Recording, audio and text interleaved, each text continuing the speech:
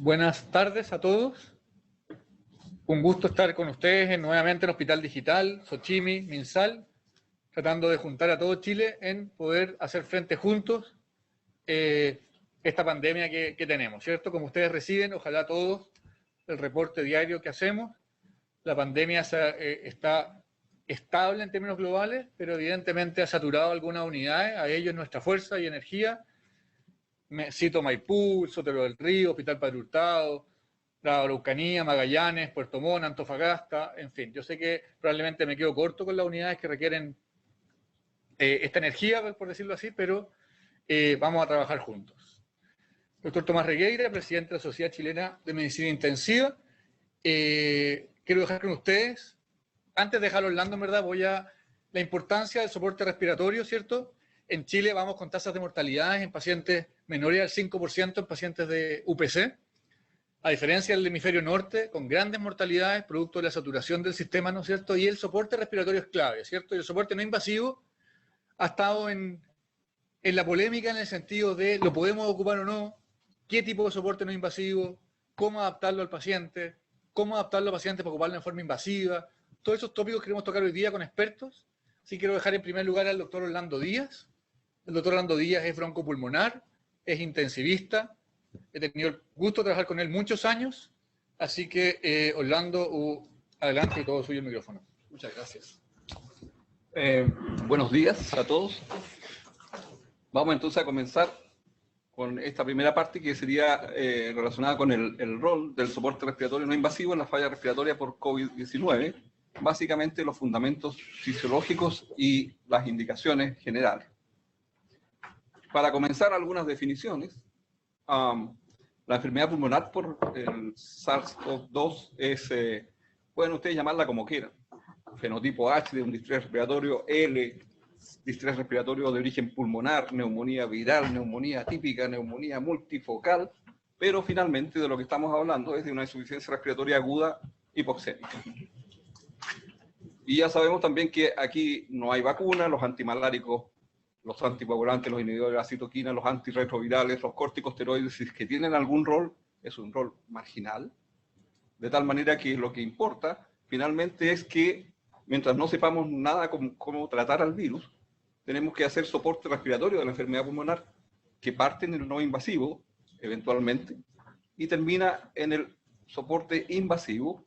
Por lo tanto, va desde el oxígeno suplementario, pasa por la cánula nasal de alto flujo, eventualmente por la presión positiva continua de vía aérea, por la ventilación no invasiva, por la ventilación mecánica invasiva, con o sin oxigenación por membrana extracorpórea. Ahora, yendo un poquito a la definición del soporte respiratorio no invasivo, vamos a considerar que esto es el apoyo sin intubación que está destinado a mejorar el intercambio pulmonar de gases y disminuir el trabajo respiratorio. Una manera de mejorar el intercambio pulmonar de gases es que aumentemos la ventilación alveolar, y una manera de disminuir el trabajo respiratorio es sustituir los músculos respiratorios.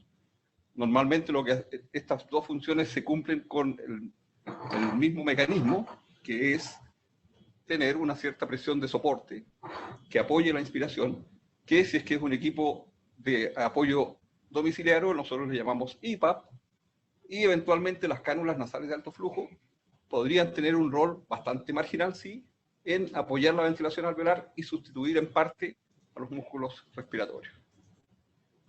Por otro lado, podemos también mejorar el intercambio pulmonar de gases disminuyendo el cortocircuito intrapulmonar, a la vez que podemos también disminuir el trabajo respiratorio, mejorando las propiedades mecánicas del sistema respiratorio. Y todo esto se puede lograr a través de un mecanismo común que sería la aplicación de presión positiva de final de expiración, EPAP si es un equipo domiciliario de ventilación no invasiva, CPAP y eventualmente también la cánula nasal de alto flujo. ¿Qué sabemos respecto a la cánula nasal de alto flujo en la insuficiencia respiratoria hipoxémica? Bueno, en primer lugar, respecto a los mecanismos de acción, nosotros sabemos, y este es un trabajo que que está publicado el año 2017, me parece que es uno de los más representativos, muestra que, por ejemplo, en términos de oxigenación, mejora la PAFI de manera significativa en todos los sujetos en los cuales aquí se aplicó primero una máscara de oxígeno y posteriormente la cánula nasal de alto flujo. Y lo otro que se observó también es que la ventilación minuto, que aquí está corregida por la PCO2, para poder comparar a sujetos con niveles distintos de PCO2, la ventilación minuto disminuye con la aplicación de la cánula. ¿Qué significa eso? Que de alguna manera o disminuyó el estímulo respiratorio para que la ventilación minuto disminuyera, o bien se produjo alguna alteración en el centro respiratorio producto probablemente de la mejoría del intercambio de gases, que hizo que ya no se necesitara esa ventilación minuto elevada que tenía el paciente al principio. Desde el punto de vista mecánico, acá tenemos a la izquierda las deflexiones de la presión esofágica, al medio está la relación entre el volumen corriente y las deflexiones de la presión esofágica, y ustedes pueden observar que las deflexiones de la presión esofágica disminuyen cuando uno aplica cánula de alto flujo, probablemente por dos mecanismos. Una posibilidad es que uno haya modificado las características del sistema respiratorio, por lo tanto al sujeto le cuesta menos ventilar. La otra posibilidad es que la cánula esté aportando un cierto soporte ventilatorio inspiratorio, de tal manera que el sujeto no ha mejorado su capacidad, sus características mecánicas, pero sí tiene este apoyo inspiratorio de la cánula. Por otro lado, la relación entre el volumen corriente y las deflexiones negativas de la presión esofágica, aquí lo que se ve es que la mayoría de los sujetos aumenta. ¿Qué significa eso? Significa que para un volumen corriente dado, el sujeto está haciendo menos esfuerzo respiratorio. Esto también puede deberse a dos cosas. Una es que hayan mejorado las propiedades mecánicas del sistema respiratorio, y la otra es que la cánula entregue un cierto soporte inspiratorio.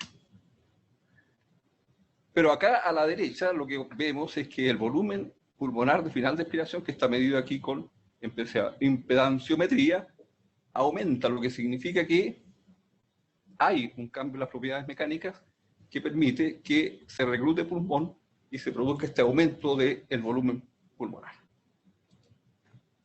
Entonces, si queremos resumir de alguna manera las funciones de la cánula nasal de alto flujo, podríamos decir que sí tiene un efecto sobre la presión inspiratoria, es decir, facilita de alguna manera la inspiración, pero no lo suficiente como para aumentar el volumen corriente, cosa muy importante porque esto significa que si yo aplico la cánula nasal de alto flujo, no voy a estar propiciando un daño pulmonar inducido por un aumento del volumen corriente más allá de lo que pudiera ser razonable.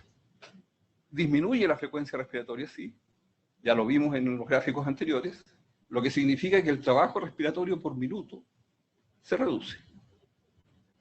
Por otro lado, el efecto presión positiva de final de expiración de la cánula aumenta la distensibilidad del pulmón, aparentemente por lo menos, lo que también redunda en una disminución del trabajo respiratorio.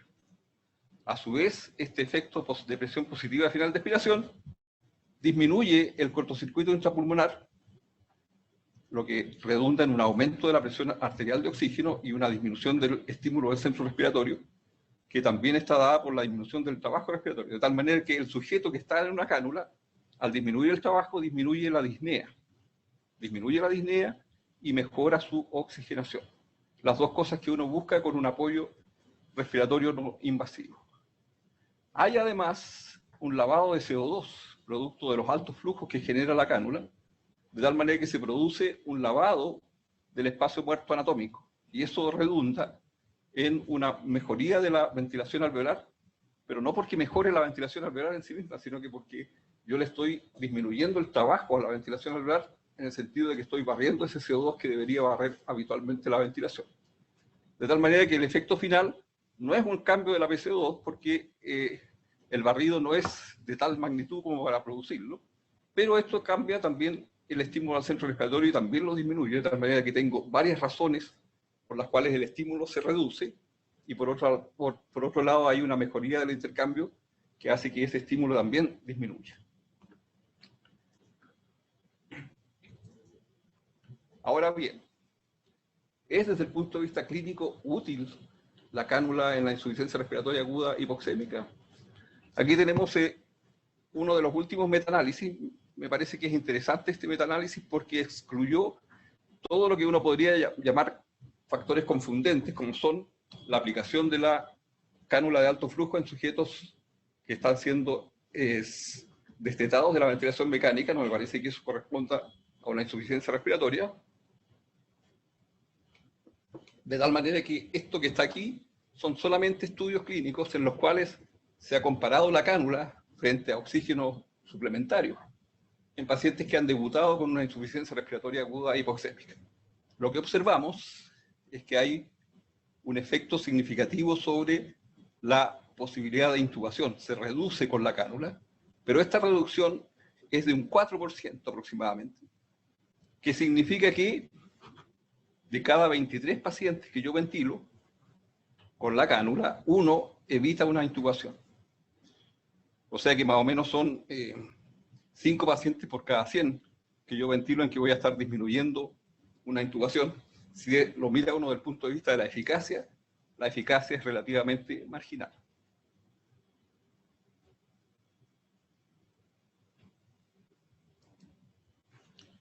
En términos de mortalidad, que sería un outcome o desenlace más importante, la cánula hasta ahora no ha demostrado que disminuya la mortalidad en comparación con el oxígeno. De tal manera que lo que podemos decir hasta ahora es que la cánula nasal de alto flujo lo que hace es reducir discretamente la posibilidad de que uno tenga que intubarse por una insuficiencia respiratoria, no modifica en forma significativa el volumen corriente, de tal manera que en teoría por lo menos yo no estoy induciendo daño asociado al uso de la cánula, y disminuyo la disnea y mejoro el intercambio de gases. La ventilación no invasiva tiene los siguientes efectos, y para eso voy a usar el que me parece que es el mejor trabajo fisiológico que existe, que está publicado el año 2005, donde ustedes ven que está aquí la relación PaO2-FiO2, el volumen corriente y el producto presión-tiempo del esófago, que no es más que una medición del trabajo respiratorio, comparando la situación basal antes que el sujeto sea conectado a algún sistema de soporte respiratorio, con CPAP de 10, con presión de soporte, y con presión de soporte también, pero con distintos niveles. Lo que se observa es lo siguiente: cuando yo aplico CPAP de 10, tengo una mejoría de la oxigenación. Cuando aplico presión de soporte de 10 con PIP de 10, mi mejoría de la oxigenación es mayor, pero cuando bajo la presión de soporte a 5 de PIP y presión de soporte a 15, no logro una mejoría de la oxigenación, sino que lo que logro es una reducción, de tal manera que el efecto de la oxigenación de la ventilación no invasiva se basa, como ya es obvio, en el nivel de PIP que estoy utilizando. Por otro lado, el volumen corriente, es decir, la ventilación, lo que participaría en la ventilación alveolar, está aquí en su valor inicial. Cuando yo aplico una CPAP de 10, no se modifica significativamente. Esto es lo que yo espero, porque no estoy aplicando ningún tipo de soporte inspiratorio. Cuando aplico presión de soporte de 10, se produce un aumento del volumen corriente que es significativo, y más aún cuando la presión de soporte es de 15. O sea, cuando quiero mejorar la oxigenación, lo que importa es el nivel de PIP. Cuando quiero mejorar el volumen corriente, lo que importa es la presión de soporte. Cuando me fijo en el trabajo respiratorio, a medida que voy aumentando la presión de soporte, se va reduciendo más el trabajo respiratorio. ¿Por qué? Porque estoy apoyando a los músculos inspiratorios. En cambio, la CPAP, como solamente está mejorando la oxigenación, no reduce el trabajo respiratorio.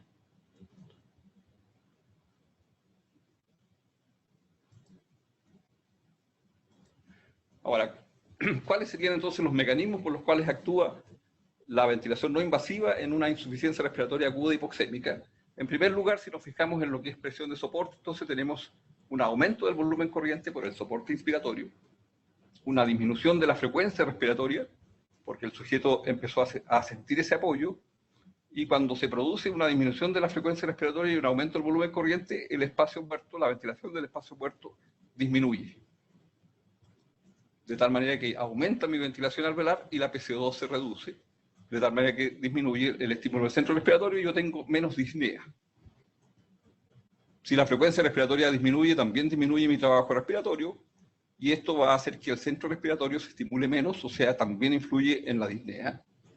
Y por otro lado, si el trabajo respiratorio se reduce, va a ser un estímulo adicional para que la ventilación alveolar aumente más. Mientras que la parte de la presión positiva de final de expiración de la ventilación no invasiva, lo que va a hacer es mejorar la distensibilidad, disminuir por ese mecanismo el trabajo respiratorio, disminuir el cortocircuito intrapulmonar y mejorar por ese mecanismo la presión arterial de oxígeno, con lo cual también disminuyó adicionalmente el estímulo al centro respiratorio. ¿Cuál es el gran pecado de la ventilación no invasiva? Que aumenta el volumen corriente de una manera que es no predecible. De tal manera que, a diferencia de la cánula de alto flujo, cuando yo aplico ventilación no invasiva, estoy potenciando la posibilidad de inducir un daño en el pulmón por el volumen corriente. Ahora bien, ¿es útil la ventilación no invasiva en la insuficiencia respiratoria hipoxémica? Aquí tenemos la declaración oficial de la Sociedad Europea de Respiratorio y la Sociedad Americana de Tórax, que dice: la ventilación no invasiva en la falla respiratoria hipoxémica es muy buena en el edema pulmonar agudo cardiogénico, es buena en la insuficiencia respiratoria de los inmunocomprometidos, pero cuando se trata de una insuficiencia respiratoria aguda de novo, es decir, insuficiencia respiratoria aguda en un pulmón previamente sano, prefieren no dar recomendaciones. ¿Por qué? Porque la calidad de la evidencia es muy mala. Pero también esto se debe a que cuando yo estoy ventilando pacientes con ventilación no invasiva, y estos tienen un síndrome de estrés respiratorio o una insuficiencia respiratoria hipoxémica, la probabilidad de que yo aplique volúmenes corrientes seguros probablemente no alcance, de acuerdo a lo que está publicado, a más de un 20% de los pacientes. La mayoría de ellos va a estar recibiendo volúmenes corrientes incuriosos. Incluso si yo considerara que no es incurioso usar un volumen corriente menor a 10 ml por kilo, más del 50% estaría todavía recibiendo ventilaciones injuriosas. Entonces uno podría decir, bueno, pero puedo medir el volumen corriente expirado y con eso entrar en la zona confiable. Sin embargo, la medición del volumen corriente expirado no es confiable y es sumamente inestable. De tal manera que, aunque yo estuviera sentado al lado de la cama del enfermo mirando de forma constante el volumen corriente expirado para irlo ajustando, es imposible esto de mantener. Y por lo tanto, lo más probable es que termine ventilándolo cada cierto tiempo con volúmenes injuriosos que conllevan un mal pronóstico. Ahora uno podría pensar, bueno, a lo mejor la ventilación no invasiva no se está usando mucho con toda esta información, pero el estudio LungSafe, que en el fondo es un estudio observacional, donde se está viendo qué pasa con la ventilación, con el distrés respiratorio en el mundo y cómo se ventila a estos pacientes en particular, lo que ha mostrado es lo siguiente. Uno, que la ventilación no invasiva se usa con frecuencia en estos pacientes. En este caso, 16% de los casi 3.000 que estudiaron. Dos, que la tasa de fracaso está asociada a la gravedad, es decir, que en el distrés leve, por ejemplo, el 22% de los pacientes fracasa, en el distrés moderado el 42% fracasa y casi el 50% fracasa cuando el distrés es grave. Y cuando hay fracaso, la mortalidad asociada al fracaso es de casi un 50%, versus el paciente que tiene éxito, que va a tener una mortalidad tampoco despreciable, pero de 16%. En resumen, la ventilación no invasiva no parece tener ningún papel en la insuficiencia respiratoria aguda hipoxémica porque es insegura. ¿Por qué es insegura? Porque no nos permite saber con seguridad en qué momento empezamos a dañar el pulmón producto de su aplicación, a diferencia de lo que ya hemos visto con la cánula nasal de alto flujo. ¿Qué pasa ahora si aplico yo la CPAP? Bueno, aquí tenemos, la CPAP se usaba básicamente en edema pulmonar agudo, de tal manera que no hay muchos estudios que uno pudiera aplicar al distrés respiratorio desde el punto de vista de la fisiología. Aquí tenemos dos estudios que hacen esto en el edema pulmonar agudo, y lo que uno ve es que si compara la CPAP con la ventilación no invasiva que está acá, uno observa que en la ventilación no invasiva la PCO2 se reduce significativamente, lo cual es obvio porque si yo tengo hipercapnia basal y aumento el volumen corriente por la presión de soporte, tiene que mejorar la ventilación alveolar y se va a reducir la PCO2. Pero si yo uso CPAP, no va a disminuir la PCO2. ¿Por qué? Porque no estoy aumentando el volumen corriente. A pesar de eso, la frecuencia respiratoria se reduce con las dos técnicas, lo que significa que probablemente la CPAP precozmente disminuye o mejora las propiedades mecánicas del sistema respiratorio. Y eso también explica de que, si bien es cierto que la disnea disminuye mucho más con la ventilación no invasiva, puesto que está dando un soporte inspiratorio, también se reduce con la CPAP. El volumen corriente, como ya habíamos visto en una diapositiva previa, no aumenta con la CPAP, porque dijimos que es imposible que eso ocurra, puesto que no hay soporte inspiratorio, cosa que sí ocurre con la ventilación no invasiva y que sería, como dijimos ya, el pecado de la ventilación no invasiva, y en este caso, la ventaja de la CPAP. Las deflexiones de la presión esofágica se reducen, pero no de manera significativa con la CPAP, porque dijimos que no hay aquí apoyo inspiratorio, pero sí se produce durante la ventilación no invasiva. Es decir, yo esperaría que mejore un poco el volumen corriente, pero no mucho. De hecho, lo más probable es que no se modifique prácticamente, que disminuya un poco el esfuerzo respiratorio, puesto que algo ha mejorado las propiedades mecánicas del sistema respiratorio, pero no va a ser una modificación demasiado marcada. O sea, si yo lo miro así a priori, me parecería que clínicamente la CPAP debería tener un efecto bastante marginal, parecido al de la cánula nasal de alto flujo. De tal manera que si lo miramos desde el punto de vista de los mecanismos, la CPAP actuaría básicamente a través de la PIP, mejorando la distensibilidad del pulmón y por este mecanismo reduciendo el trabajo respiratorio, mejorando el cortocircuito intrapulmonar a través de el reclutamiento de pulmón colapsado y mejorando por este mecanismo la presión arterial de oxígeno, y a través de la reducción del trabajo y el aumento de la presión arterial de oxígeno debería disminuir el estímulo del centro respiratorio y producir un alivio de la disnea, no necesariamente muy marcado. Por el lado de la presión de soporte, ya sabemos que la CPAP no tiene presión de soporte, por lo tanto el volumen corriente no se modifica, cosa que nos parece que es apropiada, digamos, si uno quiere ventilar a un paciente sin provocar daño. No va a tener efecto sobre la frecuencia respiratoria, no va a tener efecto sobre la ventilación del espacio muerto, no va a tener efecto sobre la ventilación alveolar, por lo tanto no toca la PCO2. ¿Cuál es el efecto clínico? Este es un metaanálisis que hice yo, así que les pido perdón si es que es inexacto, pero aquí está, en el fondo lo que está son los trabajos que más se acercan a lo que uno podría decir, bueno, una insuficiencia respiratoria hipoxémica de novo. Si ustedes se fijan, no es perfecto, porque si bien es cierto que aquí hay puras neumonías, en este segundo trabajo se incorporan algunos pacientes con EPOC, otros con edema pulmonar agudo y otros con síndrome coronario agudo. Y por acá tenemos neoplasias hematológicas, o sea, pacientes inmunosuprimidos con infiltrados pulmonares que no necesariamente son comparables con estos otros pacientes. A pesar de ello, la CPAP produce una disminución del riesgo de intubación que en este caso no es significativa. Y del punto de vista de desenlaces mayores, no tiene ningún efecto sobre la reducción de la mortalidad, aunque hay una cierta tendencia a reducirla.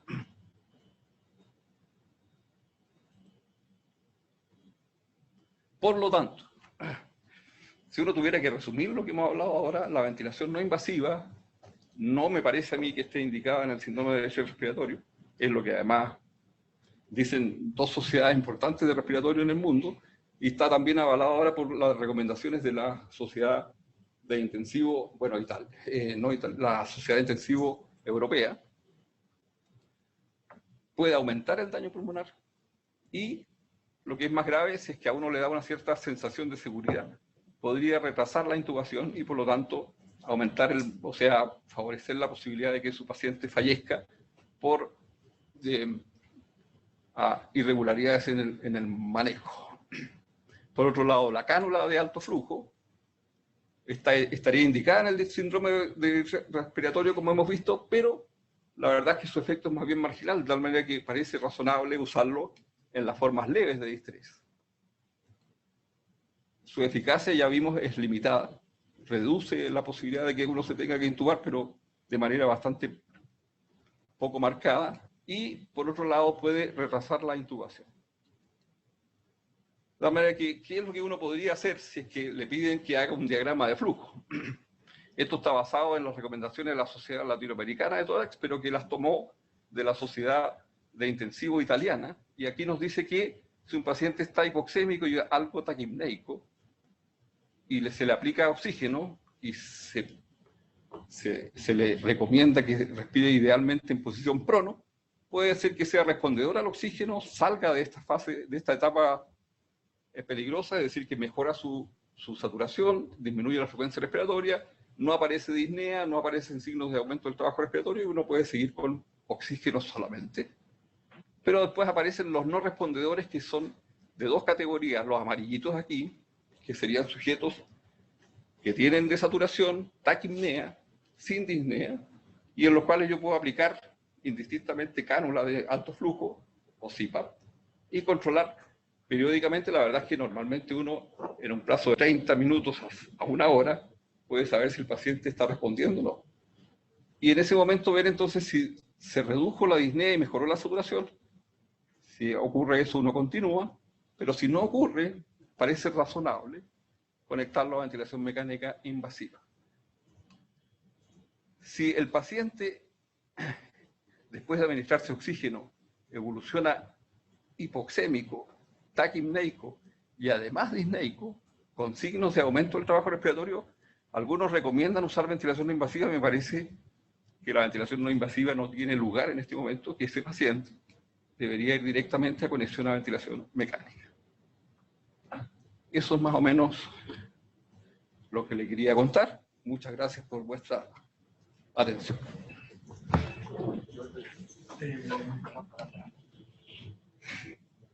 Muy bien, muchas gracias, doctor Díaz Orlando, por su presentación. Tengo algunas preguntas que voy a aprovechar de hacer ahora, dado que tenemos todavía un poco de tiempo, ¿cierto? Estamos bien. Déjeme abrir las preguntas un segundo. Preguntan las personas. Para entender mejor la SINAF, yo sé que lo explicaste, pero un poco volver sobre el punto, digamos. ¿Qué pasa con el PIP que llega al alveolo? ¿Tenemos un reclutamiento alveolar por PIP con SINAF o no es el mecanismo predominante de acción? Lo más probable es que el mecanismo predominante de acción sea, uno es teórico, que es que algunos dicen que si yo aplico un flujo inspiratorio muy alto, probablemente la mezcla con aire es muy pequeña, de tal manera que la fracción inspirada de oxígeno que llega al alveolo es mucho mayor cuando yo uso flujos altos. Ese es un posible mecanismo. Y la otra posibilidad, que parece más razonable que el reclutamiento propiamente tal, por la ausencia del PIB que se genera, no es de mucha magnitud. Y la otra posibilidad es que estos pacientes también, de alguna manera, tengan un poco de reclutamiento que podría deberse al pequeño PIB que genera la máquina. No sabemos de hecho tampoco cuánto genera en el alveolo. Nosotros lo único que sabemos es que hay una cierta presión positiva de final de expiración cuando la mide uno en la vía respiratoria alta. Así es que esa es una posibilidad. La otra posibilidad es que estos pacientes, en la medida que junto con la aplicación de la presión se pongan en prono, por ejemplo, pudiera facilitar la redistribución de las densidades y mejorar desde ese punto de vista la mecánica respiratoria. Pero, como digo yo, lo más probable es que el efecto definitivo sobre la mecánica respiratoria sea más bien marginal. Yo creo que eso explica también que sus efectos no sean tan maravillosos como a uno le parece en la práctica. Perfecto. Preguntan, en definitiva, a esta persona no le quedó tan claro, en ausencia de SINAF como recurso. Recordemos que la unidad de Chile no todas tienen SINAF, ¿cierto? Yo, como comisión asesora, Xochimilco y MinSal, recomendamos fuertemente comprar un alto número de SINAF y repartirlo a lo largo del país. Esto está sucediendo, pero mientras no suceda, CPAP, volver a profundizar un poco en el CPAP. Bueno, el CPAP es de alguna manera, en teoría por lo menos el CPAP es mucho más, debería ser mucho más beneficioso que la cánula. Si uno se fija en las propiedades que tiene la CPAP, y es que la presión positiva final de expiración es mucho mayor la que uno puede lograr, sin aumentar el volumen corriente. Obviamente que hay algunas consideraciones que tienen que ver con la seguridad tanto de la cánula como de la CPAP, pero eso ya va a ser discutido más adelante. Personalmente yo creo que nosotros no lo hemos usado mucho, pero me parece que es sumamente recomendable la CPAP. De hecho, los italianos y los franceses usaron mucha CPAP, a diferencia de lo que uno esperaría, digamos, que tenían tanta experiencia con la ventilación no invasiva, usaron más CPAP que ventilación no invasiva. Perfecto. Ok, va a haber que ponerle más cabeza al CPAP, una recomendación compleja, porque vamos a hablar, Stephanie nos va a hablar después de la realización con las distintas terapias, pero ok, vamos a ir a la última pregunta.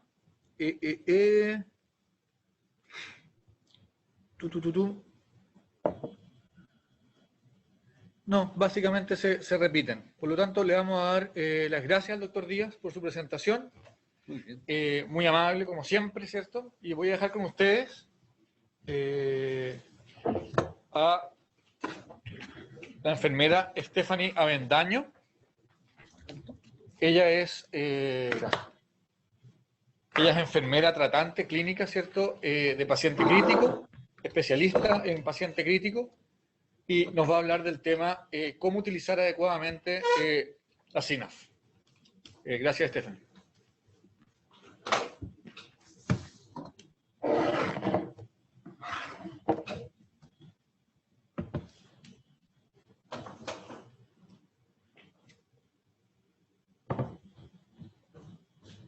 Muy buenas tardes, agradecida la invitación. Vamos a partir hablando un poquito de refrescar lo que nos habló ya el doctor Díaz, nos adelantó sobre los beneficios clínicos de la cánula nasal de alto flujo. Y la verdad es que sabemos que la cánula nasal de alto flujo nos otorga flujos hasta 60 litros por minuto, y la verdad es que en condiciones bien ideales logra un acondicionamiento de gases a temperatura y humedad ideal, que es lo que ocurre en estado fisiológico, en el fondo, el trabajo que hace continuamente nuestra vía aérea superior. Y la verdad es que no podemos evitar compararla, por ejemplo, con la ventilación mecánica no invasiva, en donde sabemos que la cánula nasal de alto flujo ha reportado mayor bienestar en los pacientes, genera mucho menos ruido, menor sequedad nasal también, y la verdad es que un punto que no es menor, facilita la comunicación oral con nuestros pacientes y va a permitir también la ingesta alimentaria ya en condiciones posteriores, ya en vías de recuperación, sin tener que desconectar el circuito. A diferencia de la no invasiva, que la verdad es que genera muchas úlceras muchas veces por las interfaces que se ocupan, por presión, y la verdad es que el mal en el fondo, o con que lidiamos día a día, es el tema de la fuga. En este estudio publicado en la Respiratory Care en el año 2015, la verdad es que se midió la tolerancia de la cánula nasal de alto flujo cuando se le comparó con la ventilación mecánica no invasiva, y vemos que la cánula nasal reporta niveles en el fondo menos intolerables si la comparamos con la no invasiva, la verdad es que con creces, a la hora de desconexión y a las horas posteriores en el fondo del manejo de la terapia. Cuando se mide el outcome de disnea, la verdad es que también ha demostrado con significancia estadística reducir la disnea en una marcada mejoría cuando se le compara, por ejemplo, con terapias o oxigenoterapias habituales o con la misma no invasiva nuevamente. Si ustedes ven acá, el reporte de alivio de la disnea es de un 19% con cánula versus solo un 5 o un 13 con la ventilación no invasiva. Y ya el doctor Díaz nos adelantaba este efecto, entre comillas, de PIB, que la verdad es que en este estudio se ha demostrado en el fondo este pequeño PIB, en el fondo PERI5, cuando se ocupan altos flujos, entre 50 y 60 litros por minuto, pero la verdad es que se ha demostrado a nivel de vía aérea superior, a nivel de nasofaringe respectivamente, y esto se ha podido traducir a niveles en el fondo de presiones esofágicas, telespiratorias y traqueales, pero todo efectivamente queda en la vía aérea superior. También debemos saber que tiene, entre comillas, un efecto CPAP. Acá tenemos una imagen de impedancia pulmonar, en donde vemos que la cánula nasal de alto flujo otorga un aumento de esta impedancia, logrando aumentar el volumen pulmonar y con ello lograr, en el fondo, bajar la frecuencia respiratoria de nuestros pacientes que habitualmente con insuficiencia respiratoria aguda van a estar polimnéicos, y a su vez logra reclutar algunas unidades alveolares, finalmente logrando mejorar en parte la oxigenación junto con la mejora de la relación ventilación-perfusión.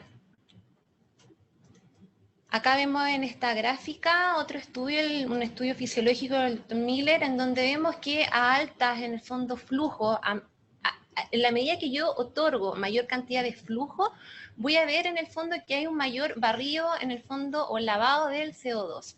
En lo que va, en el fondo, a resumirse que voy a tener un aire, en el fondo, fresco, una reserva de gas fresco de forma continua, y con ello podría traducirse en una reducción del espacio muerto, incrementando la ventilación alveolar, y la verdad es que los pacientes reportan mucha reducción de la disnea que tenían previa a la conexión, logrando finalmente la mejora en la oxigenación.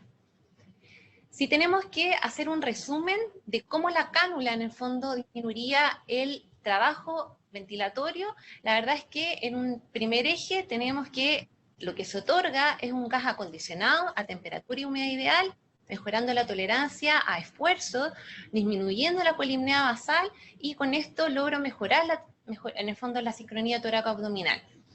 También se ha reportado que producto de la humidificación activa que entrega, mejoro la función mucociliar y en el fondo favorezco el drenaje de secreciones. Y en una tercera instancia, en el fondo, estos efectos de presión positiva va a disminuir la resistencia a la vía aérea superior, previniendo algunas atelectasis que se pudieran ocurrir y mejorando finalmente la hipoxia mediante la mejora del BQ.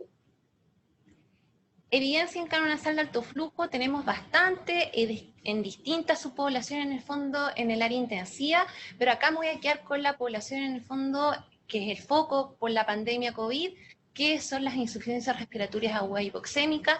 Debemos recordar el estudio que validó la cánula nasal de alto flujo en el año 2015, el estudio Florali, en donde se reclutó un número, en el fondo, significativo de pacientes, 310, que cursaban con una insuficiencia respiratoria hipoxémica, pero que no era hipercápnica. ¿Qué se vio? Si bien no con significancia estadística, pero se vio una mejora de la sobrevida a los 90 días cuando se le compara, por ejemplo, con sistemas de oxigenoterapia estándar o con ventilación no invasiva. Si bien la intubación fue mucho más baja, nuevamente con cánula nasal de alto flujo, frente a las otras dos terapias que reportan PERI 50%, nuevamente no con significancia estadística como nos gustaría, pero logró en el fondo reducir el número de intubaciones. Y sí, acá en el fondo tenemos un outcome reportado, sabido, con un P estadísticamente significativo, en donde, ojo, que en este estudio el 77% de los pacientes cursaban con una insuficiencia respiratoria aguda severa, una PAFI menor a 200, en donde se vio que en el fondo los porcentajes de pacientes que fueron intubados realmente con cánula es un 35% versus sobre el 50% con las otras dos terapias. Tenemos aquí un outcome, la verdad es que conocido y reportado. Me gustaría dar algunas palabras, que aquí el llamado es, no por conectar a un paciente a cánula nasal de alto flujo vamos a retardar la intubación. Se recomienda siempre la intubación temprana ante el aumento del trabajo ventilatorio, y acá este estudio nos grafica súper bien el outcome, en el fondo, tan impactante en los intensivos como es la mortalidad, en donde un retraso en el fondo de la intubación genera una mortalidad elevada casi al doble si es que yo intubara de forma temprana. Quiero dejar unas palabras al uso que se ha visto en el fondo de cánula nasal de alto flujo en cuidados paliativos. ¿Por qué lo nombro? Porque muchas veces cuando tenemos pacientes que tenemos una adecuación del esfuerzo terapéutico, que lo vamos a tener en nuestras unidades ya de retirada, se ha visto que estos pacientes mejoran efectivamente la hipoxemia y la tos, presentan muy buena tolerancia y les permite en el fondo recuperar cierto grado de autonomía al poder realimentarse, por ejemplo, o al poder comunicarse con el equipo de salud y su familia. Ahora, ¿qué pasa en el uso de la cánula nasal de alto flujo en contexto de COVID? La verdad es que la selección de pacientes fue bien discutida en una primera instancia. Lo que sí sabemos es que sería terapia de elección para pacientes que cursen con falla respiratoria hipoxémica leve. En algunos pacientes específicos se podría incluir también para conciliar weaning en pacientes post-extubación. Ya lo vimos, en el fondo ha tenido grandes reportes en cuanto a adecuación del esfuerzo terapéutico y pacientes que francamente se encuentren con mucha disnea en cuidados paliativos. También la podríamos preferir. ¿Cuáles son las recomendaciones internacionales? La verdad es que a raíz de la experiencia internacional, la campaña Sobreviviendo a la Sepsis lanzó una guía de manejo en donde se vieron varias, en el fondo un grupo de 36 expertos se reunieron, dieron varios lineamientos en cuanto a distintas terapias de soporte y en cuanto a la terapia de soporte ventilatorio, lo que recomienda en el fondo de forma fuerte es que cuando tengo un paciente que empiece a desaturar con saturaciones menores al 90%, la verdad es que requiere ser conectado a un sistema de oxigenoterapia, ya sea en el fondo de alto flujo o oxigenoterapia convencional, la que se tenga disponible. A su vez también recomienda en pacientes con insuficiencia respiratoria aguda no hiperoxigenar. Ya sabemos que la hiperoxia en el fondo se asocia a un aumento de mortalidad por aumento de los radicales libres, así que la verdad es que mientras consiga saturaciones entre 90 y 92% con un paciente confortable, en el fondo un paciente que tenga buena mecánica y buena sincronía, la verdad es que deberíamos andar relativamente tranquilos. Fue bien discutida en el fondo la implementación o no de canon nasal de alto flujo. ¿Por qué? Por el bien sabido riesgo de aerosoles que genera, pero la verdad es que lo están recomendando, como ya vimos, en insuficiencia respiratoria aguda de leve a moderada. ¿Por qué en el fondo recomendar esto a nivel internacional?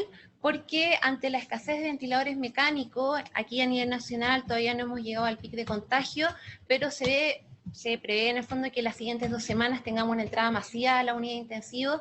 No sabemos si vamos a tener todos los ventiladores que nos gustaría, pero la verdad es que con esto podríamos darle una chance, un puente de salvar o zafar de la intubación orotraqueal, que también sabemos que tiene algunas, en el fondo, efectos deleterios si es que no se sabe o no tenemos equipos entrenados. En cuanto al equipamiento de la canon nasal de alto flujo, está compuesta por las siguientes partes. Tenemos un controlador de flujo y FIO2, donde sabemos que podemos administrar flujos entre 0 a 60 litros por minuto y poder ajustar la FIO2 de acuerdo a la meta de saturación que tengamos con nuestros pacientes. El sistema más disponible aquí en Chile es el sistema ERVO, que es una mezcla de oxígeno con aire ambiente mediante una turbina. Esto a posterior se va a conectar a un humidificador o calefactor, en donde se va en el fondo entregar una temperatura de 37 grados a humedad en el fondo relativa del 100%. El sistema que más tenemos acá en Chile es el OptiFlow, y posterior a la humidificación vamos a conectar las tubuladoras no condensantes, que se ha visto que impide la aparición de infecciones, y a posterior vamos a conectar la canon nasal, que ojo, este punto es súper relevante. Tenemos diferentes tamaños en el mercado, SML son las más estándar, y también tenemos adaptadores para traqueostomía. En cuanto a la programación, en adultos la verdad es que recomendamos iniciar con alto flujo. ¿Por qué? Porque en el fondo se recomienda partir con un 10% del BT programado 8 ml peso ideal, y eso en un paciente ya de 60 kilos vendría a ser aproximadamente entre un 70 a 80 litros por minuto. Así que la verdad es que se recomienda partir a flujos altos y luego ir en disminución de acuerdo al trabajo ventilatorio que tenga el paciente. En cuanto a la FIO2 ya vimos, la hiperoxia se asocia a malos outcomes, así que mientras tengo un paciente confortable, sin disnea y buena mecánica, me quedo con saturaciones entre 90 y 92. ¿Y cómo programo la temperatura? Idealmente en 37, pero siempre considerando la tolerancia del paciente. ¿Cuáles son los riesgos para el equipo de salud? Y es por esto que fue bien cuestionado en un principio el ocuparla o no. La verdad es que se ha visto, nuevamente desde el internacional de la campaña Sobreviviendo a la Sepsis, que el riesgo de aerosoles que genera la canon nasal no es muy superior al que en el fondo reporta la oxigenoterapia convencional. Y la verdad es que podríamos disminuir este riesgo con creces ocupando máscaras quirúrgicas mientras está administrando la terapia al paciente. Máscara quirúrgica en el paciente mientras esté con la terapia de canon nasal alto flujo. Ya se ha visto, este estudio fue publicado en el año 2014, sobre distintas terapias en el fondo asociadas a alto flujo, cuál era la dispersión de aerosoles que tenía. La verdad es que acá vemos en esta tabla adjunta a mano derecha que lo que más produce en el fondo aerosoles es el sistema de nebulización en jet, ya con en el fondo producción de aerosoles sobre 80 centímetros a la redonda del paciente. Después le siguen los sistemas de ventilación mecánica no invasiva. A posterior tenemos la cánula nasal de alto flujo, que si ustedes ven están encerrados acá con azul. Es muy similar, si bien un poquito más alto, pero es muy similar a lo que nos genera en el fondo la terapia de oxigenoterapia habitual, ya nariceras, por ejemplo. Y en cuanto a este potencial riesgo, hace muy poquito se hizo este pre-proof en la revista CHEST en marzo, en donde en este diagrama nos queda muy claro cuál es el riesgo que tenemos de generación de aerosoles en pacientes que tienen una mascarilla quirúrgica versus uno que no la tenga. En la primera parte de arriba tenemos pacientes que están en el fondo con sistemas de alto flujo. Vemos que si bien los aerosoles no se anulan con el uso de la mascarilla quirúrgica, pero se reducen bastante. Al medio tenemos el ítem de oxigenoterapia habitual y abajo tenemos en el fondo el estudio de ciencia in vitro en laboratorio de pacientes que no estarían ocupando mascarilla quirúrgica, pero sin ningún tipo de terapia ventilatoria asociada. La verdad es que la revista europea respiratoria nos recomienda exactamente lo mismo. La verdad es que tenemos bajo riesgo de aerolización mientras tengamos al paciente con una mascarilla quirúrgica, mientras administramos la terapia. Y desde acá, en el fondo, nuestras recomendaciones es primero que todo asegurar siempre los elementos de protección personal. Ante la entrada de cada atención, sabemos que el COVID requiere precaución de contacto, más gotita, y acá quiero ser súper enfática en donde debo estar supervisando de forma continua el correcto uso de la EPP y el correcto lavado de manos. ¿Por qué? Porque tenemos un aumento de la disponibilidad de ventiladores mecánicos en personal que actualmente se está orientando en las diferentes unidades, y es por ello que debo aplicar pautas de supervisión dentro de lo posible en los primeros estadios, y llevamos ya un mes y un poco más de pandemia nacional, y es por esto en el fondo que uno tiende de repente a aflojar ciertas medidas que sabemos que son muy avaladas por la evidencia y muy seguras de realizar también. Ante cualquier traslado de los pacientes, se recomienda hacerlo con mascarilla quirúrgica. Esto quiere decir, por ejemplo, desde el servicio de urgencia a las unidades intensivas, o por ejemplo, pacientes que se tengan que ir a pabellón, o pacientes que tengan que bajar alguna imagen, debo tenerlos con la mascarilla quirúrgica puesta mientras dure su traslado. Lo otro es educar al paciente, porque la verdad es que si bien logramos tener que lo ideal es que sea un paciente que esté puesto en una unidad con presión negativa, es lo ideal, vuelvo a reiterar, sabemos la realidad en Chile, que esto no es siempre factible, pero con las puertas cerradas dentro de lo posible. Hay que educar al paciente que cuando entre algún personal de salud en el fondo se ponga su mascarilla. ¿Por qué? Porque hay pacientes que nos han reportado mucha angustia, un poquito de claustrofobia, aumento de la disnea cuando tienen la mascarilla puesta y están con la terapia. Vuelvo a recalcar la importancia en el fondo de elegir adecuadamente la talla de la cánula nasal de alto flujo, porque con esto vamos a limitar la dispersión de aerosoles que se genera durante la terapia. Algunas palabras para la cánula nasal de alto flujo que la hemos visto en experiencias internacionales. La verdad es que no tenemos evidencia de calidad como nos gustaría. La verdad es que solamente tenemos reportes de casos, series de casos aisladas, pero la verdad es que en pacientes ventilando espontáneo que tenga disponible la cánula nasal frente a una hipoxemia, en el fondo una falla respiratoria leve a moderada, cuando es puesto en prono, tiene cierto grado de racionalidad fisiológica. Ya vimos en el fondo de la charla que nos entregó el doctor Brun, en donde la mayoría de estos pulmones son blandos en primeros estadios, sobre todo si no tiene antecedentes previos, y es por ello que la posición prono acá es lo ideal, siempre y cuando sea implementada en ambientes controlados.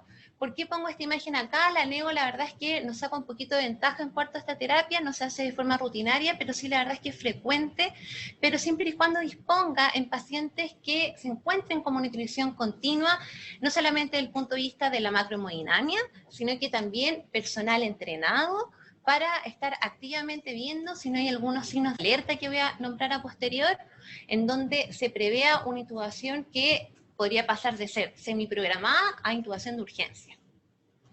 Y la verdad es que aquí se hace esencial, tengo el recurso de crear protocolos para este tipo de pacientes. Para finalizar, no debemos olvidar los signos de alerta, debemos monitorizar de forma continua ante cualquier aumento del trabajo ventilatorio de un paciente conectado a cámara nasal. Esto quiere decir aumento de la disnea, un paciente más polimneico, ocupando musculatura accesoria, un paciente que empieza a desaturar de forma progresiva o que rápidamente empieza a requerir mayores flujos de FiO2. La verdad es que estamos ante signos de alerta inminentes de una intubación temprana, que es lo que se recomienda. No retrasar la intubación, no llegar a ventilar al paciente cuando ya se encuentre con fatiga ventilatoria, porque el riesgo de error es alto. Y recordar que estos pacientes tienen disminuida su reserva fisiológica pulmonar, ¿ya? Y por ello, en el fondo, pequeños estresantes desde el punto de vista metabólico, por ejemplo, pacientes con mucha tos, pacientes febriles no controlados, y estos pacientes se ha visto en el fondo que en estadios de subfebril ya toleran muy mal la fiebre y presentan calofrío. La verdad es que como equipo de enfermería nos tenemos que hacer cargo de controlar esto en estadios tempranos para no llegar a la fatiga y para no llegar corriendo a la intubación endotraqueal.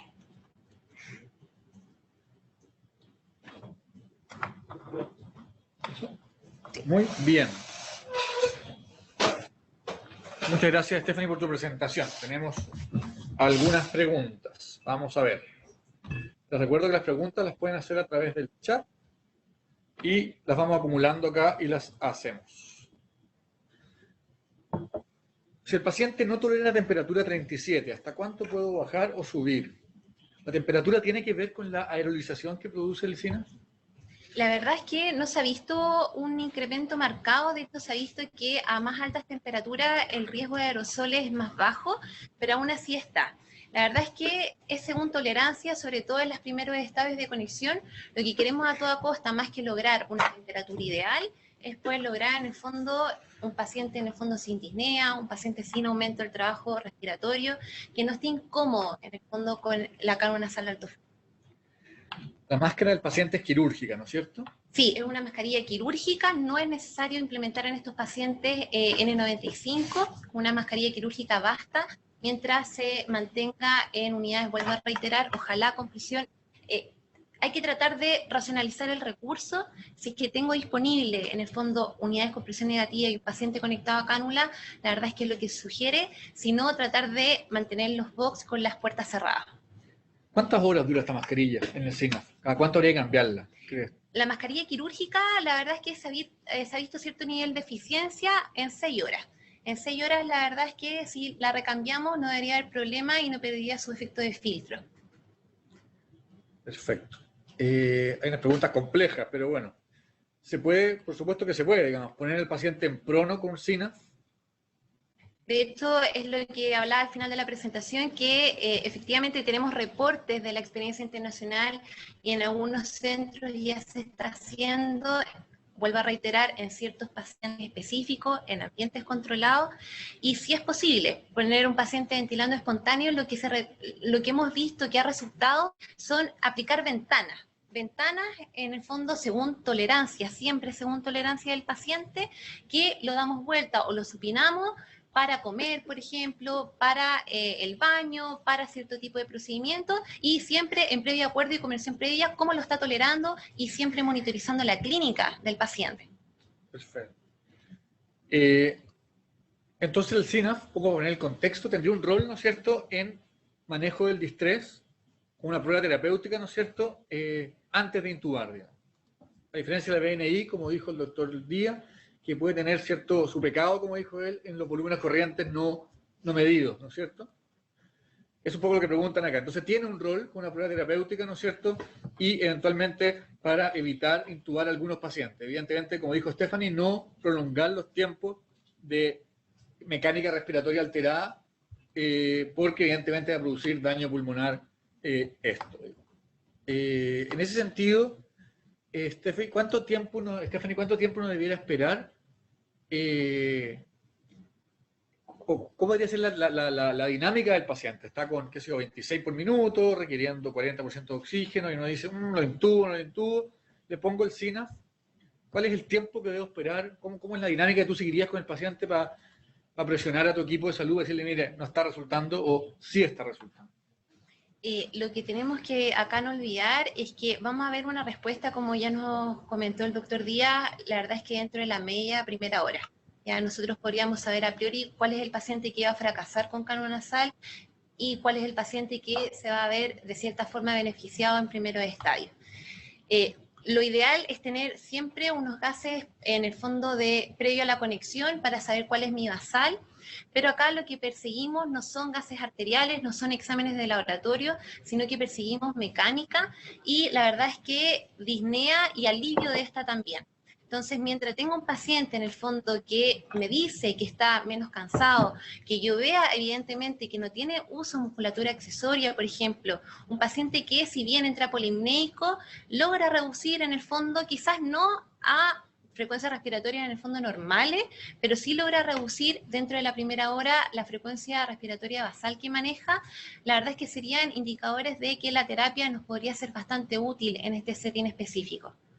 Perfecto, o sea, hay que estar encima del paciente, no una terapia que uno pueda dejar y volver al día siguiente, ¿no es cierto? Hay que ver la respuesta a media hora, una hora, y que esta sea suficientemente importante como para permitir que el paciente siga en ella en el transcurso del turno, digamos. Ojo, que siempre vuelvo a reiterar que controlando previamente estresores metabólicos, por ejemplo, la mayoría de estos pacientes ingresan con fiebre, y una fiebre que, si bien no es tan alta, es muy mal tolerada. Entonces, en el fondo, tengo que hacerme cargo de estas primeras premisas que podrían empeorar, en el fondo, el trabajo ventilatorio, y una vez que las tenga optimizadas, en el fondo, empezar a monitorizar activamente desde el punto de vista clínico. Súper, muchas gracias, Stephanie. Creo que quedó súper claro el rol, el momento y las protecciones para ocupar de manera cual de forma segura, tanto para el personal como para el paciente. Así que muchas gracias, Stephanie. No, de nada. Muy bien. Muy bien, seguimos con este seminario, este simposio de ventilación mecánica no invasiva en paciente COVID. Voy a dejar con ustedes ahora al kinesiólogo Roque Basualto, ¿cierto? Roque es kinesiólogo especialista en terapia intensiva y está haciendo su doctorado también de manera de profundizar sus conocimientos. Muy bien, Roque nos va a hablar, ¿cierto?, de ventilación mecánica no invasiva, dónde ponerlo, cuál es su rol y cómo hacerlo en forma segura. Muy bien, gracias, Roque. Muchas gracias por la invitación.